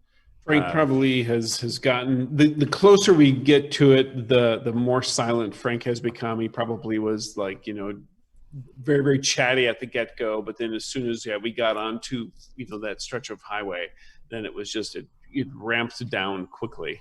I think Amythest like would be standing next to Frank and like kind of like putting a hand on his shoulder. Was it a like, dark as a desert comfort. highway? Was there cool wind in our hair? There was definitely some cool wind in our hair. Sorry, Shannon. I just realized I interrupted you, and I apologize. You're okay. Yeah, Amythest is just like as she noticed like Frank kind of winding down, she like kind of puts a hand on his shoulder, as like a comfort or support sort of thing. Yeah, and he'll end up at some point. He'll end up giving it like a squeeze back, but there's definitely you might feel little traces of a tremble in there somewhere. Mm-hmm. And you guys see there is, even now, a year and a half later, there's still a cross on the side of the road. Most of the flowers look older, like they've worn away. There's not a lot of fresh flowers. But you guys see that there is still a little memorial from, in memory of, for Kayla's passing. And sorry, go ahead, Tuco. I was gonna ask, how does it look? Does it look like maintained? Does it look like, or is it kind of got weeds growing around it, or is it like? It looks like it's definitely not been abandoned, but it's not like someone's here every week. But as you guys are looking closer, you actually notice behind the cross, just behind the cross in the shadow, there's an area where the ground has been turned up. Not very big, probably only about the size of a cell phone. But there is a patch of disturbed dirt. Before we do any investigating, Amythest lays like the flowers that she brought down and like clears out some of the like really dead ones and like does a little bit of maintenance. Tuco will help her. He's pulling up weeds and kind of with hands full of like mowing, like pulling up grass to kind of clear a little area over it. I didn't know her. I'm just gonna go look at the dirt. Ricky's getting all like his gear out of his backpack to test. Yeah, Gretsky's giving them space. And he's actually probably, if Kat goes over to look at the dirt, he'll kind of step that direction. All right. If you guys start moving around this dirt, you find not very deep, only a couple inches deep into this dirt is a plastic Ziploc bag. And inside of this Ziploc bag, you find a thumb drive. Well, is that the thumb drive that you didn't find last time you found a dead person? I don't know. Let's find out. It's a completely different thumb drive. Okay, there's only so many ways to pass information around. So I pull out my laptop from my bag. I pull the hard drive out, slap in another hard drive. Whoa, don't get your fingerprints on it. Boot it up. It's like, okay, plug it in. I like put on like a glove. It's a gothy, like lacy black thing.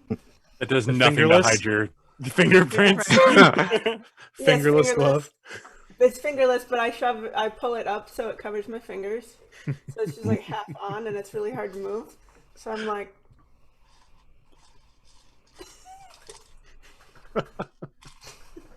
just hold it by the bag, but I like your way better. yeah, but then fingerprints on the bag. That's a good point. So you pull up the drive and it's labeled ICE, and you see that the only thing on it is a video file. I look over. Is Frank and Amythest joining us yet? Frank, this whole time, has kind of actually been he's basically been standing in the middle of the road. Obviously, if traffic comes by, he gets out of the way, but he's been standing there and just kind of staring at the spot where the thing was, or the deer would have been, and he's just been standing there and staring that whole time, and then maybe like looking off into the direction that the car would have gone after it hit that. Frank, I think. Oh, we have a video to watch here. Are you okay? What? It might be like people getting deported, though. Oh, did you guys find something, or did you get like a email or something, or?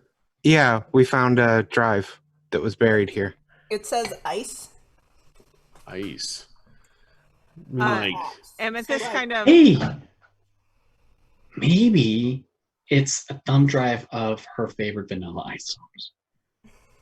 No, man, she didn't like Vanilla Ice. She liked Lil Ice, but And Iced Tea. She really liked Iced Tea. Yeah, she does. Ice Cube, she was perhaps. No, she didn't really like Ice Cube. It was a little, yeah. It's funny because like Ice-T was like, I mean, they're both like, were like, hard gangster rap, but like Ice-T was like a little there was just something about him. I think it was his sense of humor. I click play.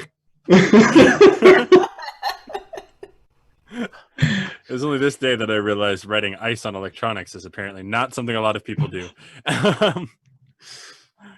So a video starts playing. In case of emergency, I'm guessing. Yes.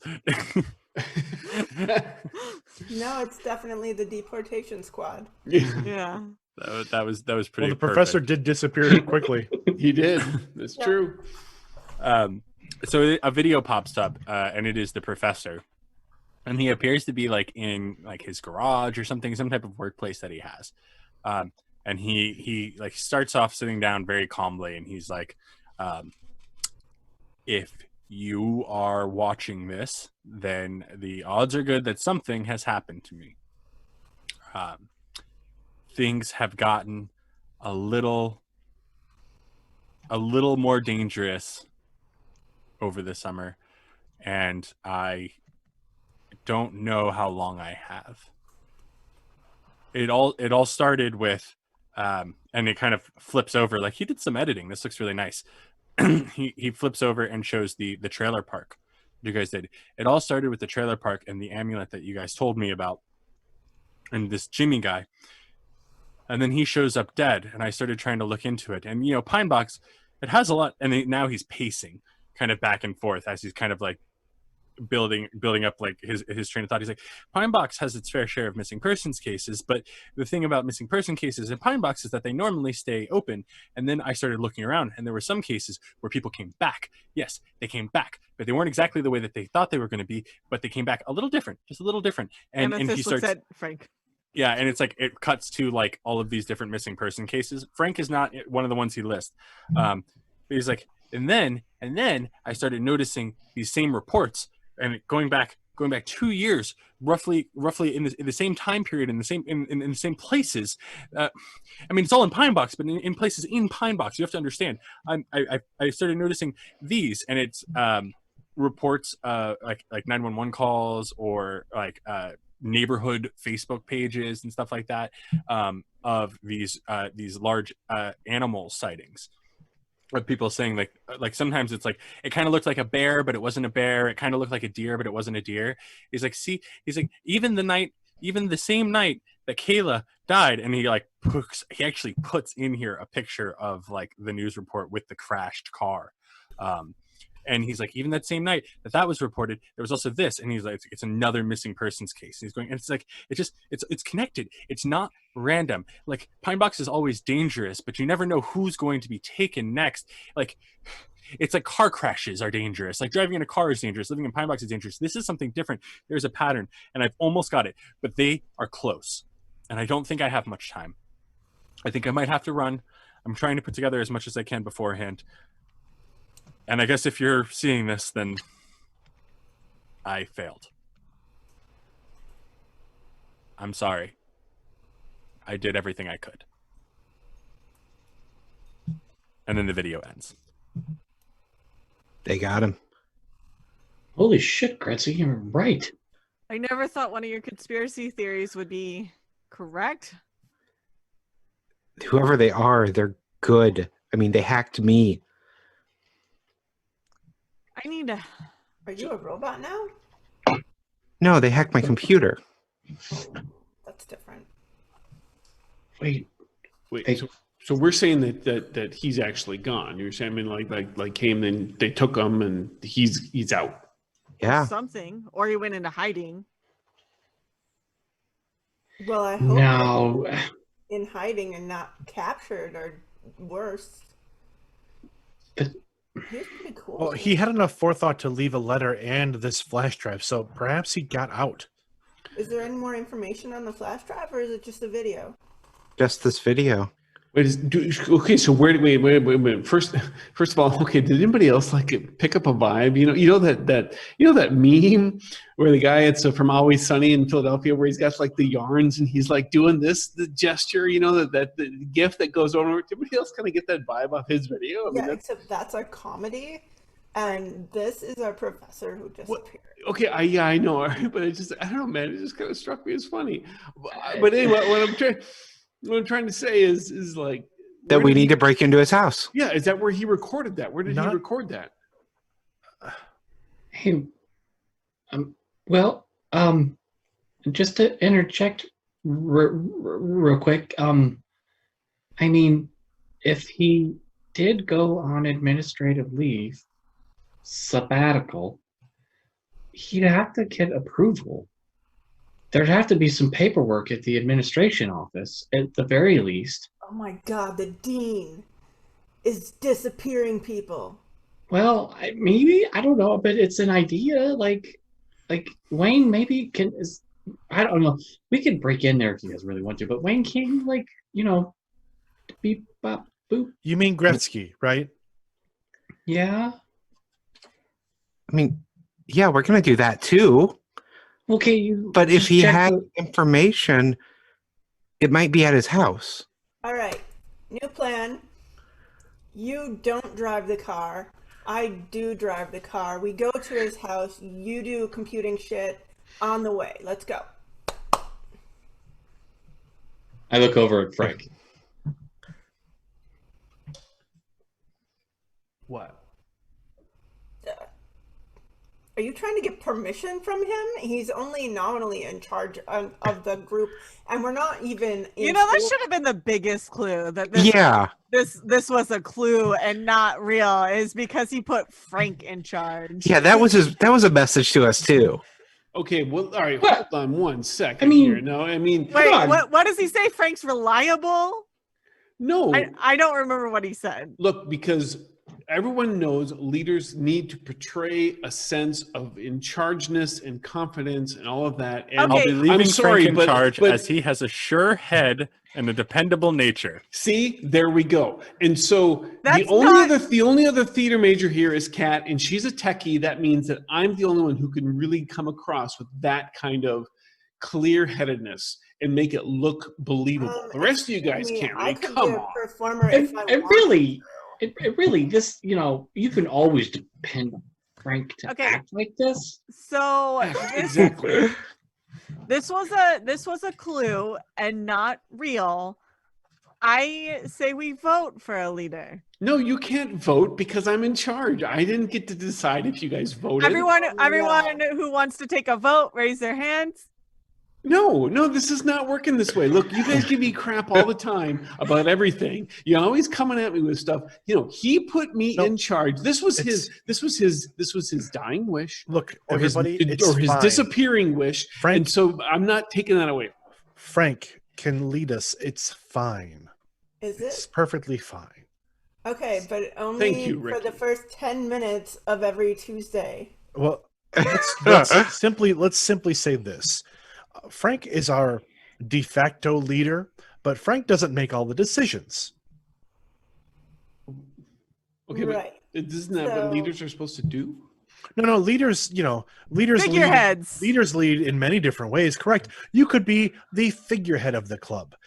Thank you, Amy. Thank you, You sister. could be a leader who leads by consensus of the group, like a good person. Oh, okay, I'll tell you what. I approve of your course of action. As the leader of this group, I approve of this Great, course of because action. I am already leaving, and anybody who wants to come with me better hurry. Okay, Uh, so but now that's an insubordination, right? I mean, I'm I'm not going to very do anything about it off. right now because we got to do something about the professor. But I'm just saying. Ricky just put like 2 and 2 together in his head for the first time about this particular situation. With his little visor on and his app running on his phone, he looks down at his right arm. Okay. And then he looks at his left arm. Do their signatures look different? No.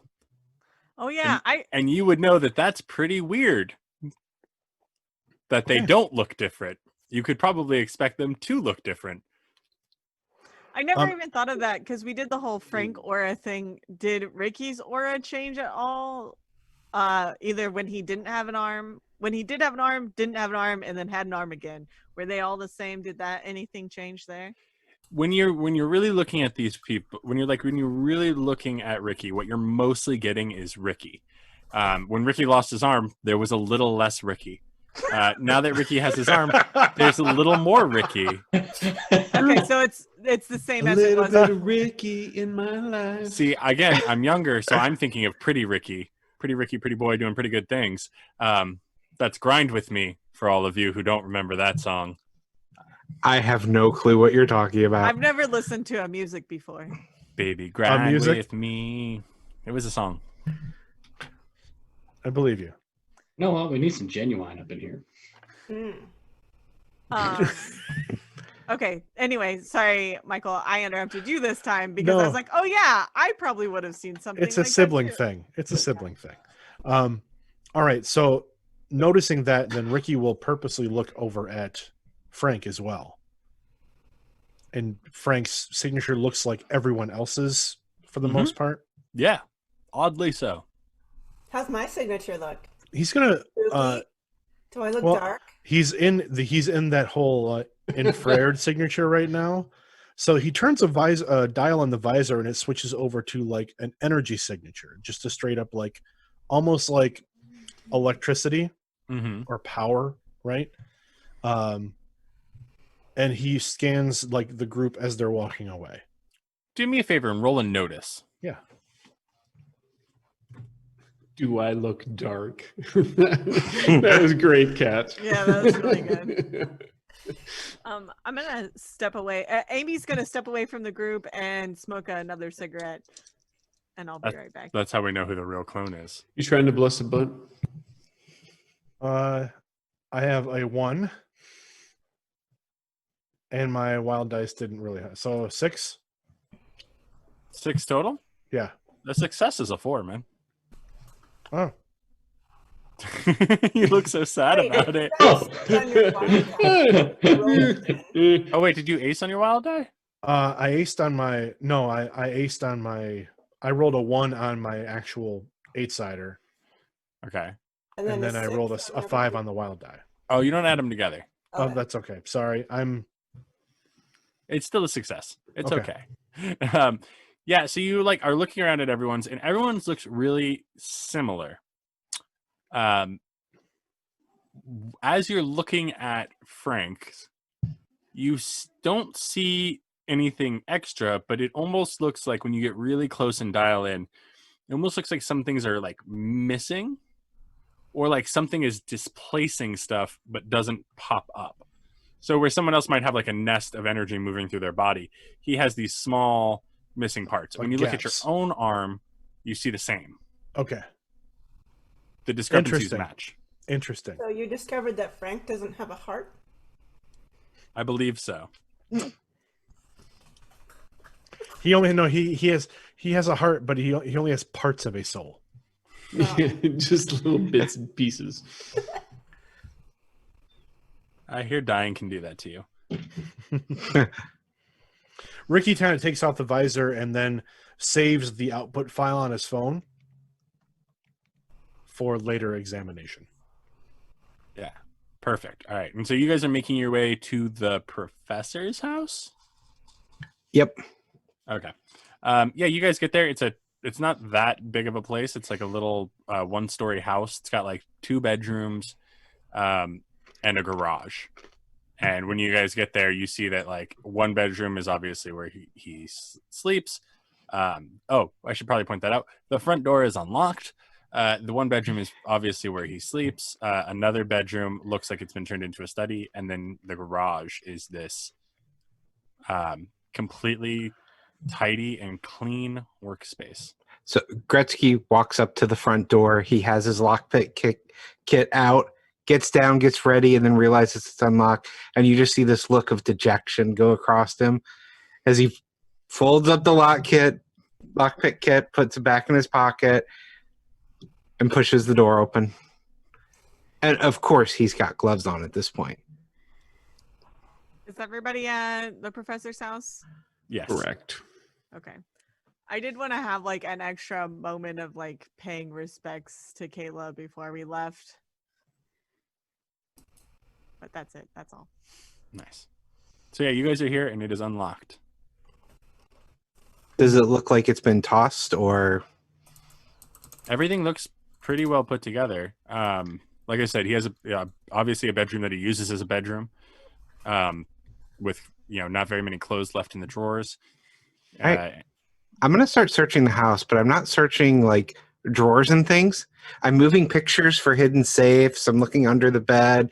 I'll like go to the bookshelf and pull every book to see, searching for like a secret compartment or passage. Mm-hmm. Yeah, go ahead and roll notice. Rattle. While Gretsky's doing that look around, I would be doing a similar look around, but I'm looking for his workspace. I'm trying to look for any papers or documents, something I could sit down and kind of pour over, like get a paper trail history of like maybe the last 2 or 3 months of bills or just whatever. Perfect. All right. All right, 5. And 5 for you. Check his, Yeah. So you're going around. fridge. There are no secret passages here. You see that when you go into his officey area, there is like a little trunk that seems to have some more sensitive books that he might not want on display, but no hidden passages. Who doesn't have a hidden compartment in their house? Not Ricky's everyone. Ricky's looking to see if there's a security Everybody has system. one. The 2 rich Pine Boxians. Hmm. All right, Ricky, you're looking at for a security Looking system. to see if there is one in place, like just like cursory, like looking for cameras, looking for like window sensors. Like, is there anything here that would have gone back to something else, like either a computer in the house or like a security service? There is not. Tuco, what did you roll? I didn't roll yet. Did you want me to roll a notice roll? Yes, because you were searching out the. Were you searching out the garage or the? The garage. Okay. That is going to be not the right die because that's a D10, not a D8. I'm like, wow, I rolled really high. My other character has a D10 in fighting +1 for trademark weapon, and it is fun to roll it. 14. Yeah. 14. No, 13. 13. And you didn't add them together, did you? Yes, I did. You added your wild die in. Yeah. Rolled a 7 on the 8, rolled a 6 on the wild. Okay, so the 6 on the wild die explodes. Oh, well, yeah. Okay. So you Plus add 2. dice to themselves, but So- not to each other. Right. So 8 is your. So your rolls are 7 and 8. 7 and 8. But there's a plus 2 to that because I have investigator. That's a success for the race. All right. So as you are going through, yes, Andrew, the old Leowin Pokey Poke. Sorry, he's my GM for that game. As you're going through the garage and you start looking through all these papers and stuff, one thing that you notice is that all of the paperwork that he showed you in the video, all of these reports, all of the missing persons, the police reports, all of that stuff is gonzo. None of it's here. Place has been cleaned. This is So I'm going to come back and I'm like, Gretsky, this place has been totally scrubbed. Yeah, I assumed it would be. That's why I was looking for hidden compartments and things, because anything that was out in the open, they would have already gotten. His workspace, clean as a whistle. None of those papers under videos in there. I'm gonna look in the fridge, specifically the freezer and like behind things in the back.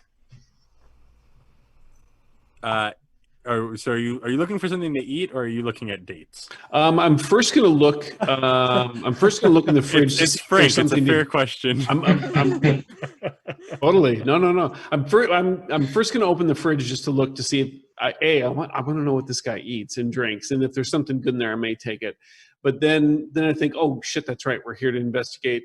And then so I'm going to think about like weird places people might hide, and then that's when I'm going to go to the freezer up on top and dig around behind things and see if I can find something back there. Okay. Go ahead and give me that notice. Oh, geez, I have to actually roll something? All right, hold on. What is my notice?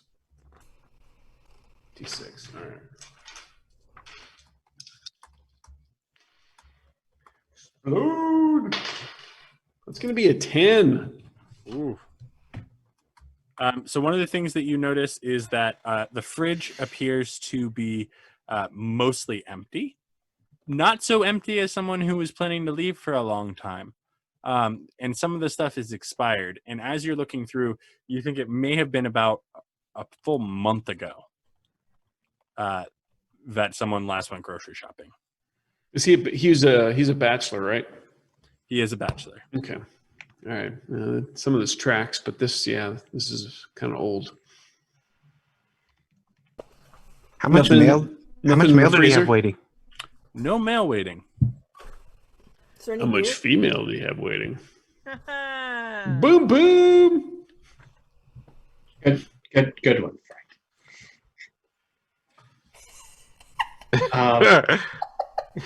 I'm gonna look for a liquor cabinet at this point. Okay. Yeah, I think you're able. You rolled like a 17 earlier, so I think you're able to find. You're able to find a liquor cabinet with some booze.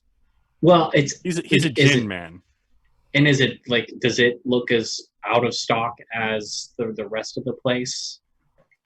When you look at his liquor cabinet, you see that there's like a thing of gin that's probably like a quarter full, a thing of whiskey probably for guests, a thing of vodka probably for guests because those are mostly full. But as you kind of like look at the dust around it, it's like it hasn't been used, but it doesn't look like it's horribly out of stock. No, he's not. I grab the bottle of whiskey, and I'm like, this isn't the right place. I don't think we're gonna find anything here. Either there's dust on stuff that hasn't been touched in a couple of months, or it's totally clean. I'm gonna go look outside in the backyard. As they're go ahead. Yeah, as they're talking, Gretsky's gone super paranoid, and he's thinking of everywhere that he would hide things. So he's in the bathroom and he's pulled off the back of the toilet bowl. He has unraveled all the toilet paper and looking for messages written on it.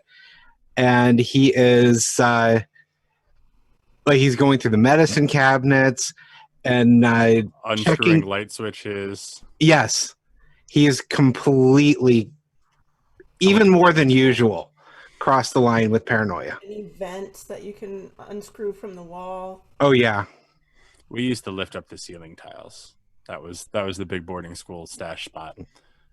Yeah, so you're going through it and you're not finding anything. Kat, you said you're going outside. Mhm. You want to give me that notice? No, notice. Yeah, I'll give you that notice.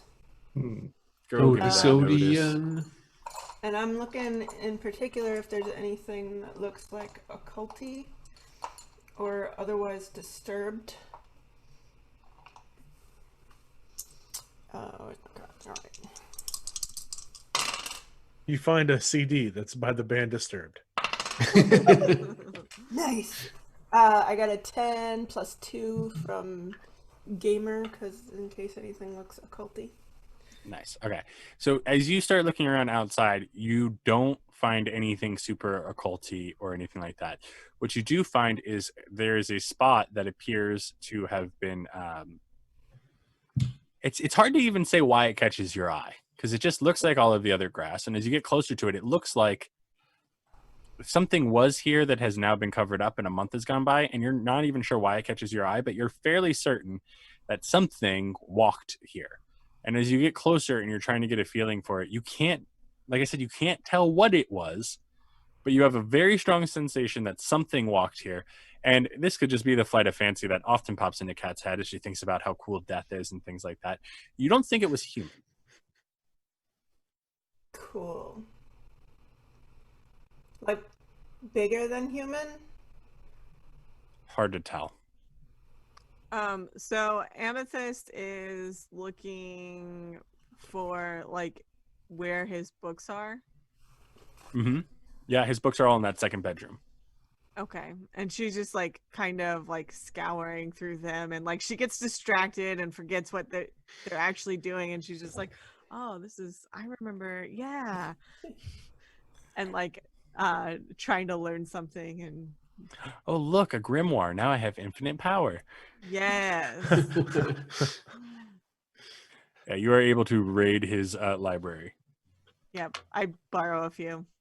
put them in my bag. You guys all get a ding on your phone. Those of you who have your school email hooked up to your phone. Oh. And it is from Dr. Carroll, who has sent out a message to everyone in the Paranormal Psychology Club, not just the 6 of you, and says, after strong consideration and the request of one Mr. Malone, I have agreed to head up your club on a probationary period. Like, I'm doing it, but like I'm not committing 100%. I'm going to let you keep having your club is basically what she's saying, but she's not committing a lot. Mm-hmm. Like ad hoc, kind of. Yeah, so she kind of like that's kind of what the email kind of gives you the feeling for. She's going to be doing this like more nominally so that you guys can have your club while you guys are trying to figure out like what you actually like, who should actually be with you guys. Frank will immediately message back and he'll say, as the one currently in charge, or the one placed in charge by the professor, I'll make sure that you and I can work out a proper distribution of power and authority. And there's no response. Do you reply all? Or? Yeah, no, that's still the whole thing. Yep. I think the next email comes back from Monroe, and it's just a string of emojis that are just full sass and disrespect, and you're pretty sure could get him expelled. I just make a note on my phone to follow up with basically set up a spam filter for her. She's not that bad. Oh, Talamantes spam. Yeah, I'm gonna send a GIF of a dog who's like running and trying to catch a frisbee and then falls like face first and tumbles like across the grass, and it says, "You tried." Somewhere on campus, a woman is reconsidering her decisions as all of these emails come in. Amythest responds and she's like, "Come on, guys, you don't need to reply all." And then like I imagine like other people, and it just like begins to be a chain of people saying like, "Stop replying all," but everyone's replying all to do it. Gretsky just replies, "Unsubscribe." 70 emails later. Yeah. Tuco would take after the 70 emails. Kat realizes she only responded to Frank, and she's like, "Oh hey, thanks for heading up our club. You're gonna have a great year, I can tell." And then there's like a little cat looking like peeking out of a basket and like waving kind of.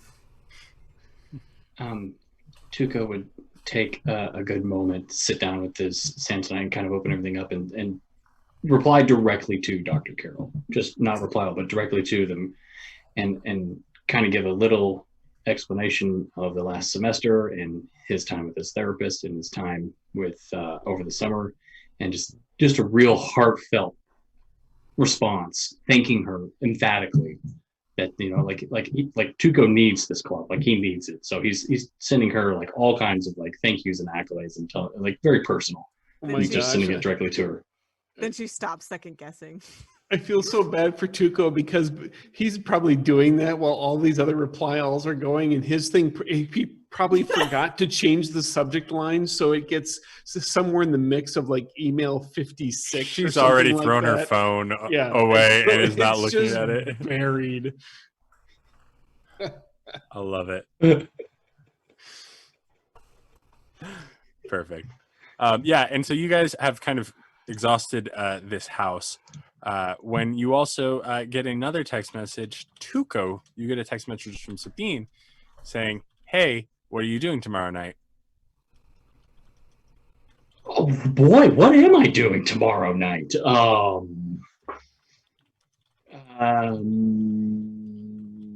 Hey Frank, Amythest, are we doing this tomorrow night too? What are we doing tomorrow, guys? Well, I mean, I'm thinking we're probably gonna, we gotta stick on task here as much as possible. But I mean, if you got something you got to do, I'm certainly willing to let you go. Oh, yeah. Well, I mean, Sabine just asked if I was busy tomorrow, so I'm just seeing if we got stuff going on or not, and just You're definitely not busy. Yeah. Yeah. Oh, I'm not busy? Yeah, You got definitely. nothing going on, man. Yeah. Have Okay. you been able to see her all summer? Just the short bit after I got back from. Yeah, you're definitely not busy. Oh, okay. How did she word it? And I just take my phone and just kind of do this action. But Okay, I'm speaking from experience. Whatever you reply, don't reply you. Was just about to say that the way that she wrote that, she wants you to reply you. Oh my God. Amethyst? Say Tuco, just say, I'm not busy. I'd really love to see you. yes. Yes. Thanks. Exactly, Amythest. So I'm just. And she texts you back pretty quick. She's like, I was thinking of going to the Tau Phi Kappa party tomorrow night with some friends, but I was thinking it could be more fun if we went together instead. Like, yes, smiley emoji, thumbs up.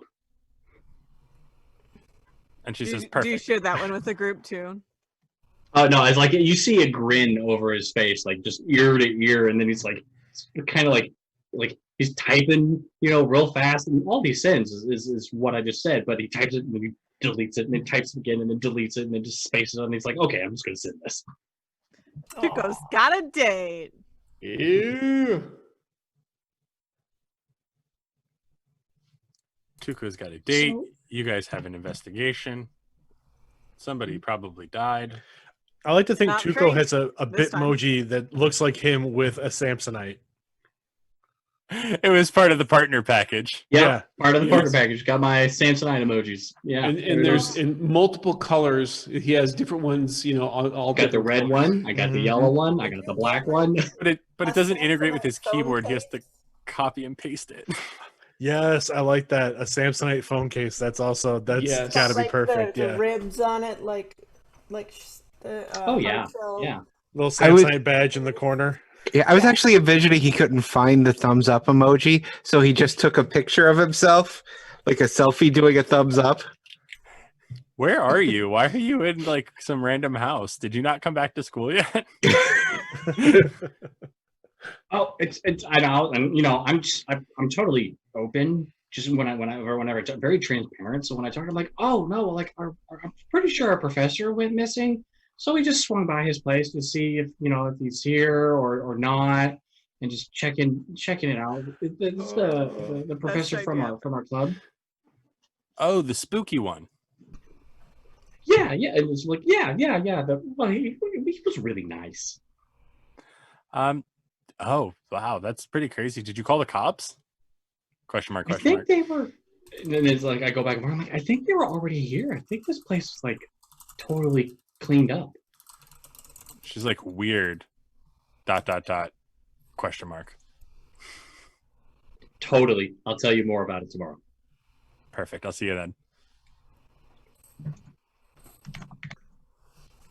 I'm gonna. Holy crap, you guys got a date. To the house, and I'll be Yeah, like, good job, hey, Tuco. Ricky, can you bring your like weirdo detector over here, please? Weirdo detector? Yeah. Frank. Which one is that? I don't know. Whatever. I think there's like some weird footprints in the grass, and maybe. Okay. Yeah. I've got it. I've got it right here. Hold on. I like that what Ricky made is basically like a Pokedex, but for ghosts.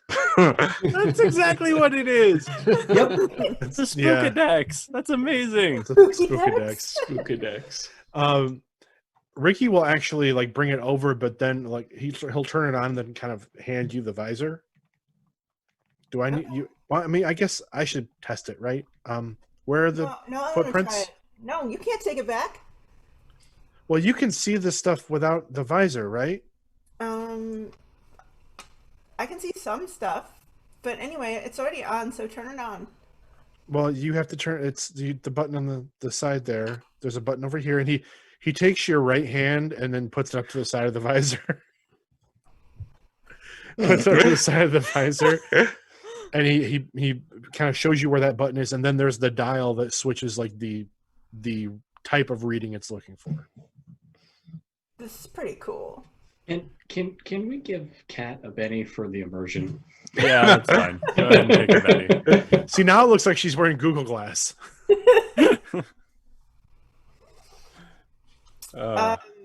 Yeah. So did anything show up? How are you setting this thing up? Are you just flipping through dials? I'm literally flipping through. I don't know how it works. So I'm just like, I'm trying to tune it like a radio. Oh, so you're even going back and forth? Yeah. And it's like. Yeah, One so or like two. So the vision two. The vision modes, right? The vision modes, it goes from that infrared spectrum to that like kind of electricity spectrum, almost like just electricity or power. And then there's also another setting that looks like it's detecting like again, it's like dark energy.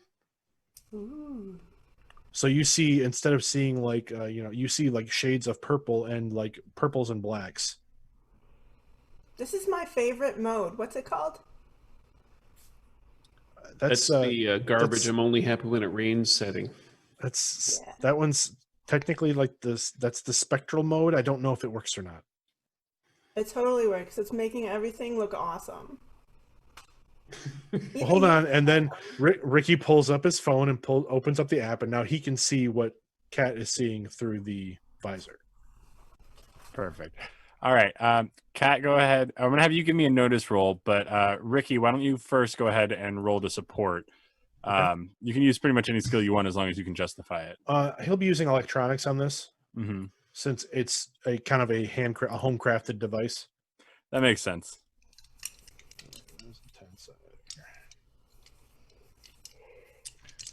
And what's my target? Savage Worlds. It's always a 4. That's right. Sorry. Unless we're in combat. I never remember. It's always a 4, except when it's not. Pretty much. I got an 8. It's whatever you feel in your heart. An 8, so that's a +2. At one, aced on the wild die. That's fine. Okay. Yeah. Well, you keep rolling. You keep rolling and adding. Rawhide. You got bigger than Only 8. the die that aced, you roll again and add it together. Okay. Yeah. Well, when you say aced, do you mean 1 or 6? I mean, The highest number. The The highest highest on the number die. is. Oh yeah, is no, the yeah. ace. So I got an 8. okay. Yeah, no, the wild die did not do anything good for me. Okay. I mean, a 7 is. I'll still figure out this whole Savage Worlds thing at some point. When you do, you'll never play anything else, I think. That's right. You'll figure it out in the last session. Right? I've got it.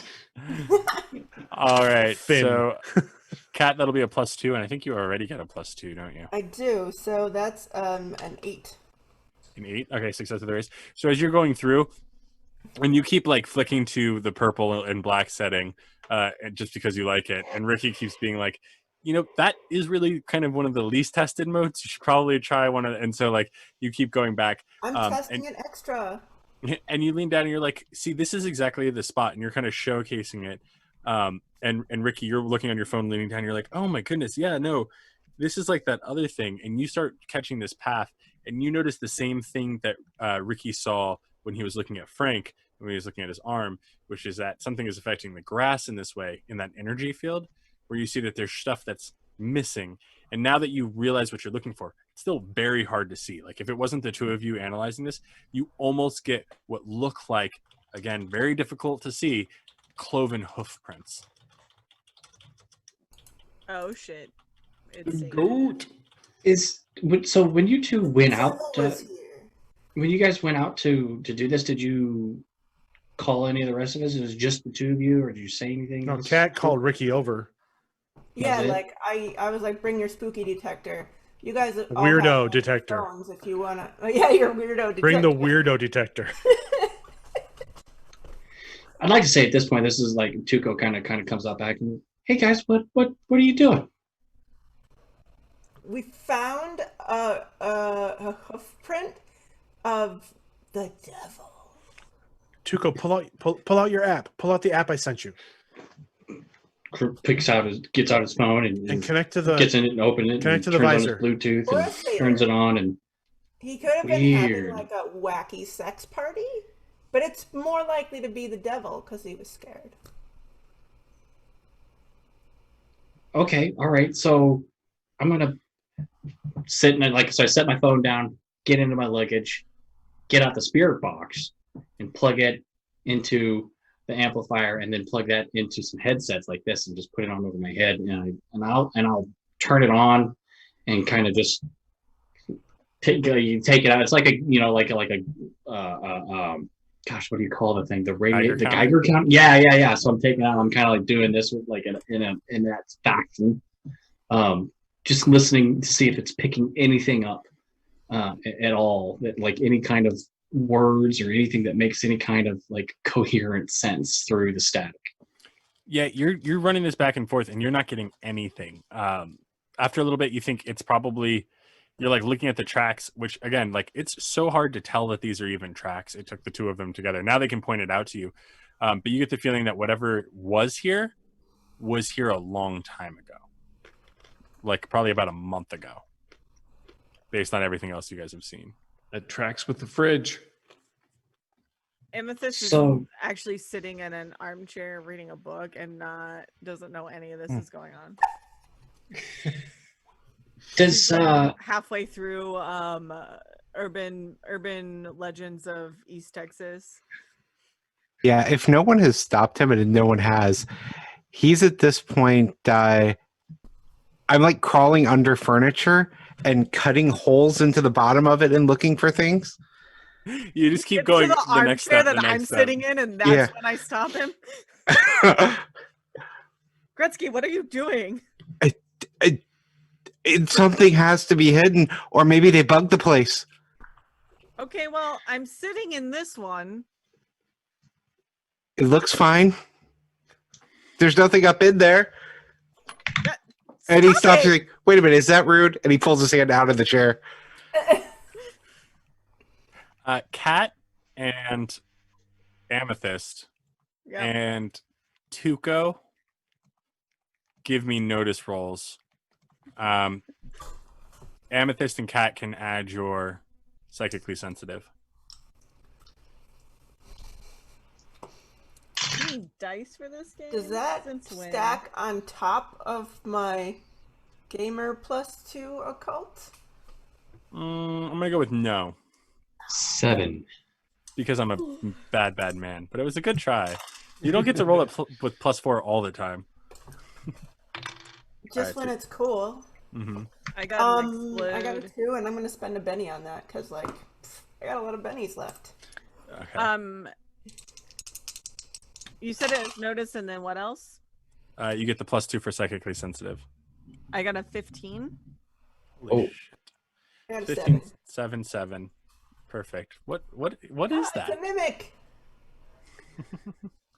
Haha, Frank was a mimic the whole time, idiots. He wasn't a clone. Ah, Is in fact a mimic. Okay, so all of a sudden you have Gretsky under your chair, Amythest, and you're like, "What are you? Stop it!" And then you get this feeling on the back of your neck that you're very familiar with, and you've been doing this for a long time. So you just stand up and walk to the backyard where the others are. Tuco, you've been like going back and forth, and you're like just about to give it up, and you see Kat, like the hair on the back of your neck, same thing. You're not as practiced as Amythest is, but you still know what's going on, and you start spinning to look around. The moment she starts to turn this way, Tuco, you come with her, and you start to get that frequency thing going on. And Ricky, you're looking at your phone app this whole time, so you can see what she's seeing as she flips over. And all of a sudden, you guys see the professor standing right out on the on his porch on the back, right outside the sliding glass door. Oh no, they got him. You were right. And obviously some of you see him in different ways. Some of you can see him as a full manifestation. Some of you can only see him through the app. Those of you who are psychically sensitive will be able to hear him perfectly. Everyone else will be relying on Tuco. Tuco, do me a favor real quick. Give me an electronics roll. I want to see how much of this you guys are getting. And Gretsky does follow Amythest out. He basically just needed somebody to give him a reality check. To shake him up out of it. Yeah. It's next. Amythest, so Amythest walks out to the back, and he's on the back porch. You said. Yeah, so he's on like not even like it's like one of those like concrete slabs when you go Right. out a sliding glass door before you're in the like actual patio. yard. Slab. Yeah. So yeah, he pops up there, and as you guys see him, he actually turns and looks straight at you, Amythest. And you all hear, because Tuco succeeded on this, even though it, like, for them it sounds like it's coming from a tin can. Amythest, he looks you in the eye and he says, I tried. They I really did get you. I held out as long as I can, as long as I could. I couldn't take it anymore. They know who you are, and they know what you can do. All of us are just He's staring straight at you. It's almost like he doesn't even see anyone else. okay. Does he look like he's in bad shape? Yes. And he said the last thing he says is, they're coming. And then you see whatever he's been holding on to be able to manifest like this, because he's not here. He didn't die here. He died somewhere else. He died weakened. He scrapped up everything he could to get back here to give you this message. And then you see him dissolve spiritually. And he's gone. And that's where we're going to end this session. Oh, Oh. you're evil. I am evil. Thank you for noticing. You You're are gonna give us a wonderful. second to be sad about it. All right, everyone. Okay, really quick, go around. Everyone be sad for a second. Professor! I didn't see it. It works. Hey, you were cool. Man, if we were playing Deadlands, you'd be a mad scientist.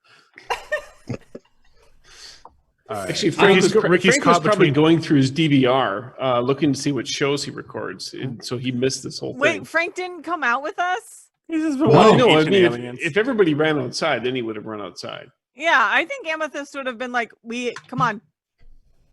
If she ran past you, I guess. He watches Ricky's torn hoarders. between being sad and being thrilled that his visor works. Gretsky's already going through plans for a safe house for Amythest.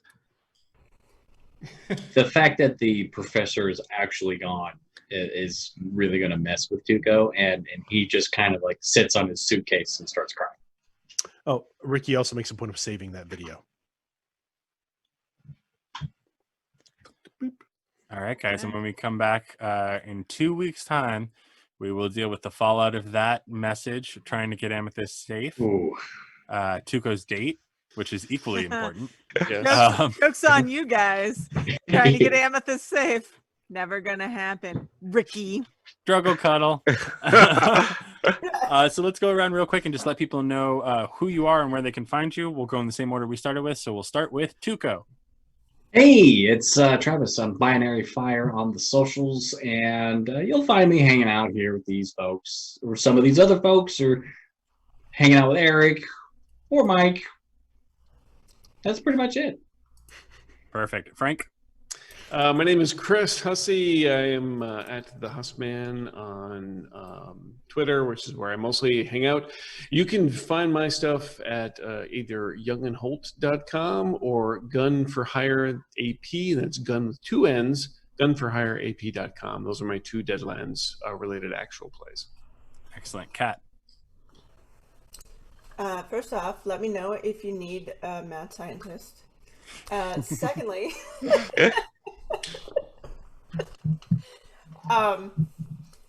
I can be Charlotte Eargang. I'm irregardless everywhere, spelled like my name in chat. And yeah, you can find me irregardless.com is our company website. I do stream every other Sunday. I stream Vert with the authors of said RPG. And, you know, here I am too. So come back next 2 weeks. Excellent. Gretsky? Hey, I'm Wayne. You can find all my stuff. WayneCole.net has links to everything, and I promise I'm going to actually start posting on it in the next couple of weeks. All right, Ricky? Michael, you can find me at LoserMLW on Twitter and social media. I'm on redemptionpodcast.com. It's a Star Wars actual play. And also starting back up will be Tales of Blood and Stone, which is a Shadow of the Demon Lord actual play that we had been taking about a year sabbatical on, or sabbatical hiatus, whatever you want to call it. We didn't play for a year. Now we're back and we're recording again, so that'll be back out as well. And again, that's Tales of Blood and Stone. It's Tobus, Tobus Pod on Twitter. Nice. Amythest? I am Shannon. I am Let's Shenanigan, LETSSHANNONINGAN. Just had to double check I spelled it right because I went faster than usual on Twitter and everywhere, but Twitter's really the only one I ever use. You can find me on Resting Glitchface, restingglitchface.com. You can find me on Worldwalkers, worldwalkerspodcast.com. You can find me on Gamers Table, gamerstable.com. You can find me here on twitch.tv/gamerstable. I think that's probably it. I think that's most of them, yeah. And not yet. And I am Gage. I'm your the dean tonight. Right now, you can find my show, Gaming with Gage, which is currently on hiatus, but you can listen to all the back episodes. You can also find me on Gamers Table, but the easiest place to find me, as anyone who knows me knows, is on Discord. I'm in the Gamers Table Discord, and I don't shut up, especially when Savage Worlds comes into play. This show was produced by Openly Gamer Theater. Just reminding everyone, this is Savage Worlds, East Texas University. If you don't want to miss anything, you can go ahead and follow and subscribe to the Gamers Table channel. That'll also get you shows like Big 20, the Conan AP, and the random stuff that's been popping up lately, like the Alien one-shot, which I've heard, I'm old, so unless I'm on the stream, I'm asleep, but I've heard was incredible. So thank you guys for being here tonight. We hope we get to see you on the next ones, and goodbye.